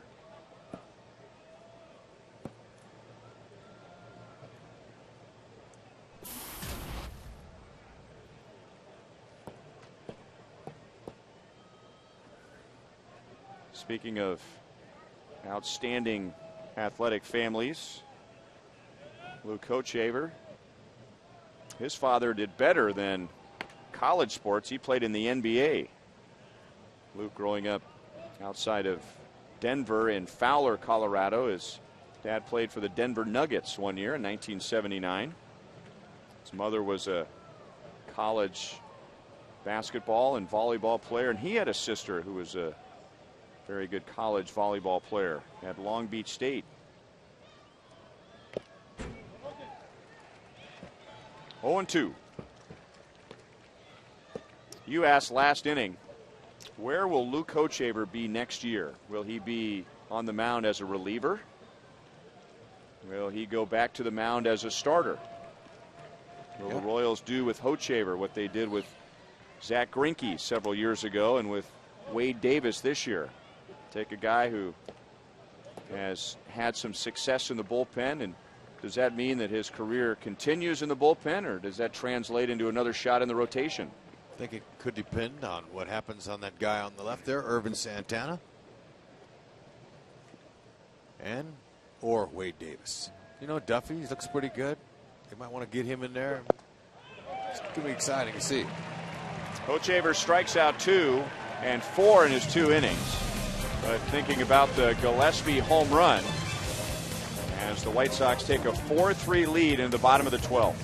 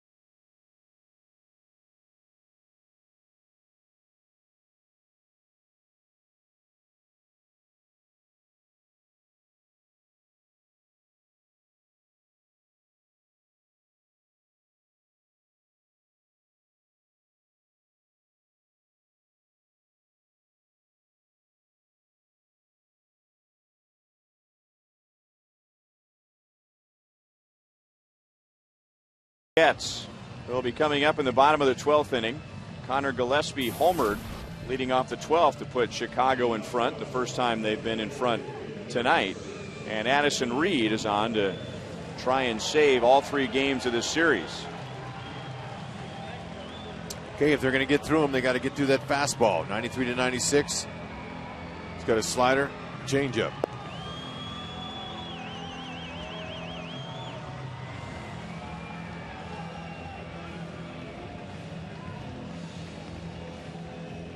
Royals have not scored since the 5th inning. And they didn't look like they were going to score at all tonight for a while with the way Jose Quintana started off. Quintana faced the minimum in 4 innings. He struck out 6 and only gave up 1 hit. But Billy walked leading off the 5th. The Royals turned that into a 3-run inning. But the White Sox scored 2 in the 6th, 1 in the 7th to tie it. And they go ahead in the 12th inning tonight on a home run. Outside from Addison Reed. Reed got his 32nd save Tuesday night. Gave up a leadoff single to Billy Butler. Dyson ran for him, got to second on a stolen base. 1 ball, 1 strike. Reed retired the next 3. White Sox won 2-0. And then in the game last night, no drama at all as Reed got Escobar, Dyson, and Getz.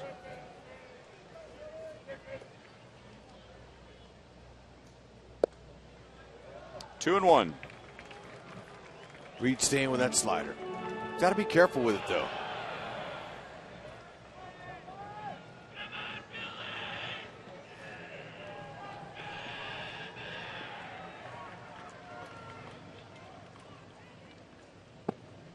Three and 1. So you wonder if Dyson will be ready. He limped around a little bit last night, Gerard Dyson. Looked like he was hurt. David Lowe will bat for Maxwell.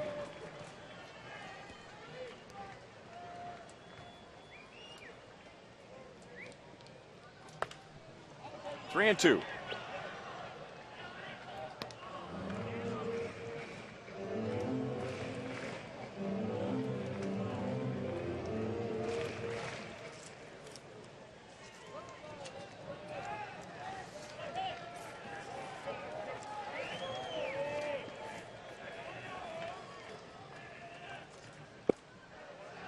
Leadoff walk.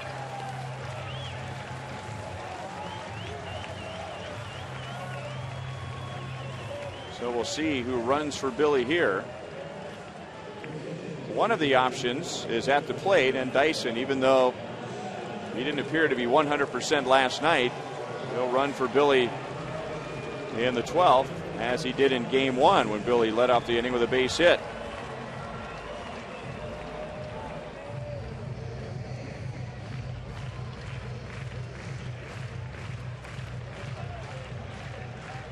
Good job milking that walk, getting on, keeping him alive. So David Lowe, his first at bat, he was 1 for 4 with an RBI last night.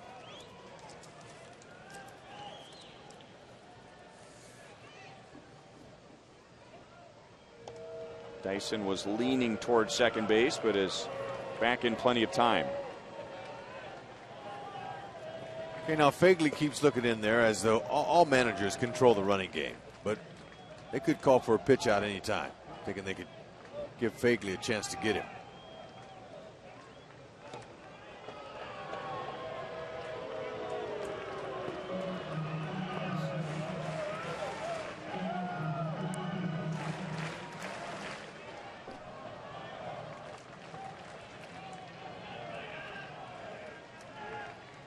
Got to get in scoring position. He's running. Pitch is high, and Dyson is safe. Again, very close, but Dyson, and once again, very slow to get up. Able to slide to the outside part of the bag to pick up his 22nd stolen base. Ball got there just as he did. This angle is always a pretty good angle here. You can see it.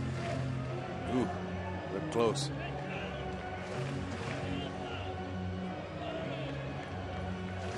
See, as Alexi Ramirez, he put his glove on the ground first and then got the tag on him, and Dyson's hand was in there. 3 stolen bases tonight for the Royals, and now 25 in their last 14 games as they continue to lead the league. And David Lowe takes high, 2 balls and no strikes.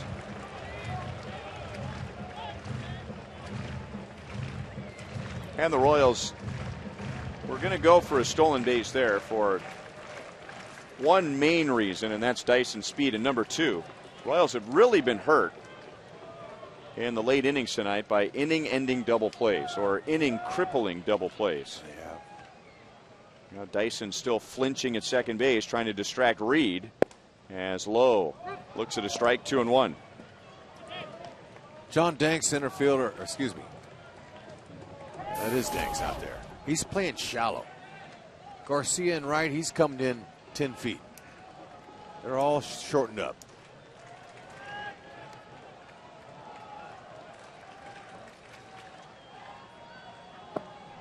Out in front, 2-2.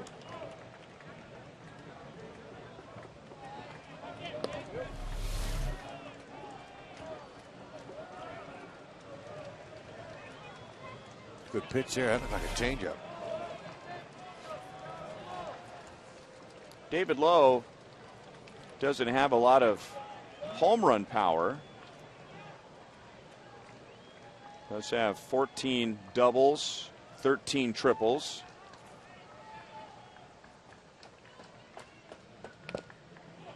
Just got a piece. Still 2-2.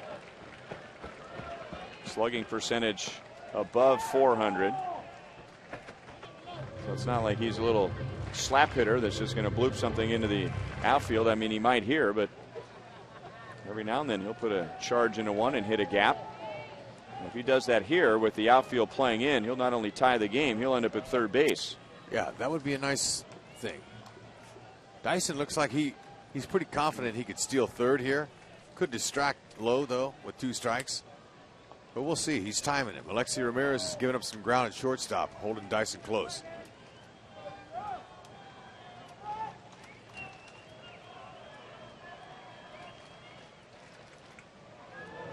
Most teams, as the visiting team, will play for the win. Home team, more times than not, will play for the tie because they have the extra 3 outs.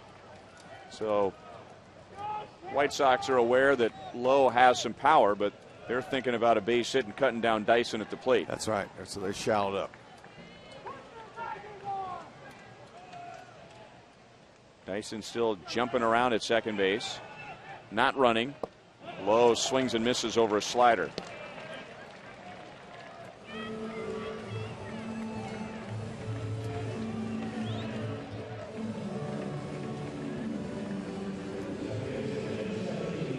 So 15 strikeouts for Royals pitchers, 13 strikeouts for White Sox pitchers. And now Getz comes to the plate for the first time.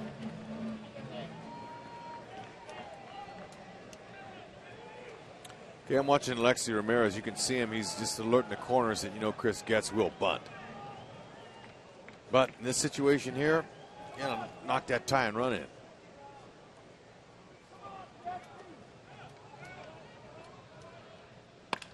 Line caught it short, and no double play. So Chris Getz, tough luck. He made the final out against Reed last night and hits this one right on the nose. He's had some really good swings since the Detroit series. Wouldn't you know it? Right at him. Great stroke.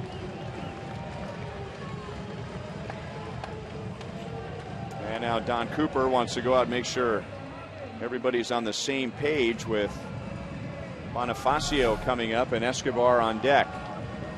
So Bonifacio has the advantage as a switch hitter to bat left-handed. And then Escobar, following him, has a right-hand batter.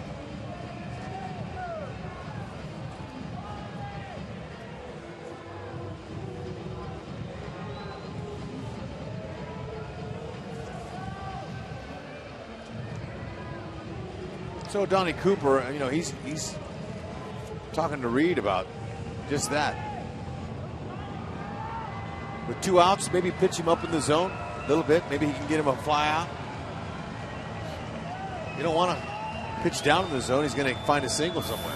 And it'd be easy to say, well, you got a left-hand batter, pitch him carefully. You don't want to put the winning run on, but pitch him carefully. But then you look at the splits, and a reverse split for Reed. He's much tougher on lefties, and we just saw him pitch effectively to David Lowe than he is to righties. It's a big breaking ball he threw to Lowe.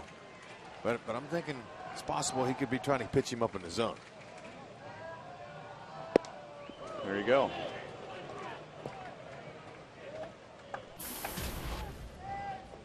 Bonifacio, 2 hits, an RBI, and 2 stolen bases. And he's a better hitter from this side of the plate, although it's just 242.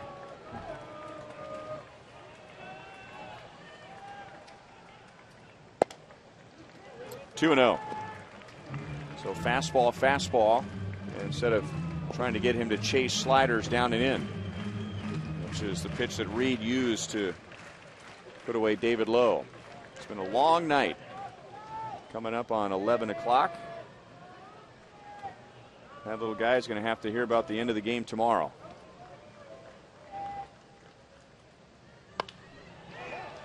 Center field, right at Danks. And the Chicago White Sox come into Kauffman Stadium and sweep a 3-game series. They have won 6 in a row for the first time since August of last year. And it's their first sweep here since May of 2009. And now the Royals have lost 5 in a row and 8 of their last 10. Yeah, not with the expected coming home here facing the Chicago White Sox. So that's an unfortunate sweep against the Royals. Fourth play of the game. Connor Gillespie leading off the 12th. Yep, got a breaking ball, and it was the ball that was out over the middle of the plate. It wasn't exactly a hanger at the belt. Great try by Maxwell. But they'll have to just regroup and try to start it over again against Washington.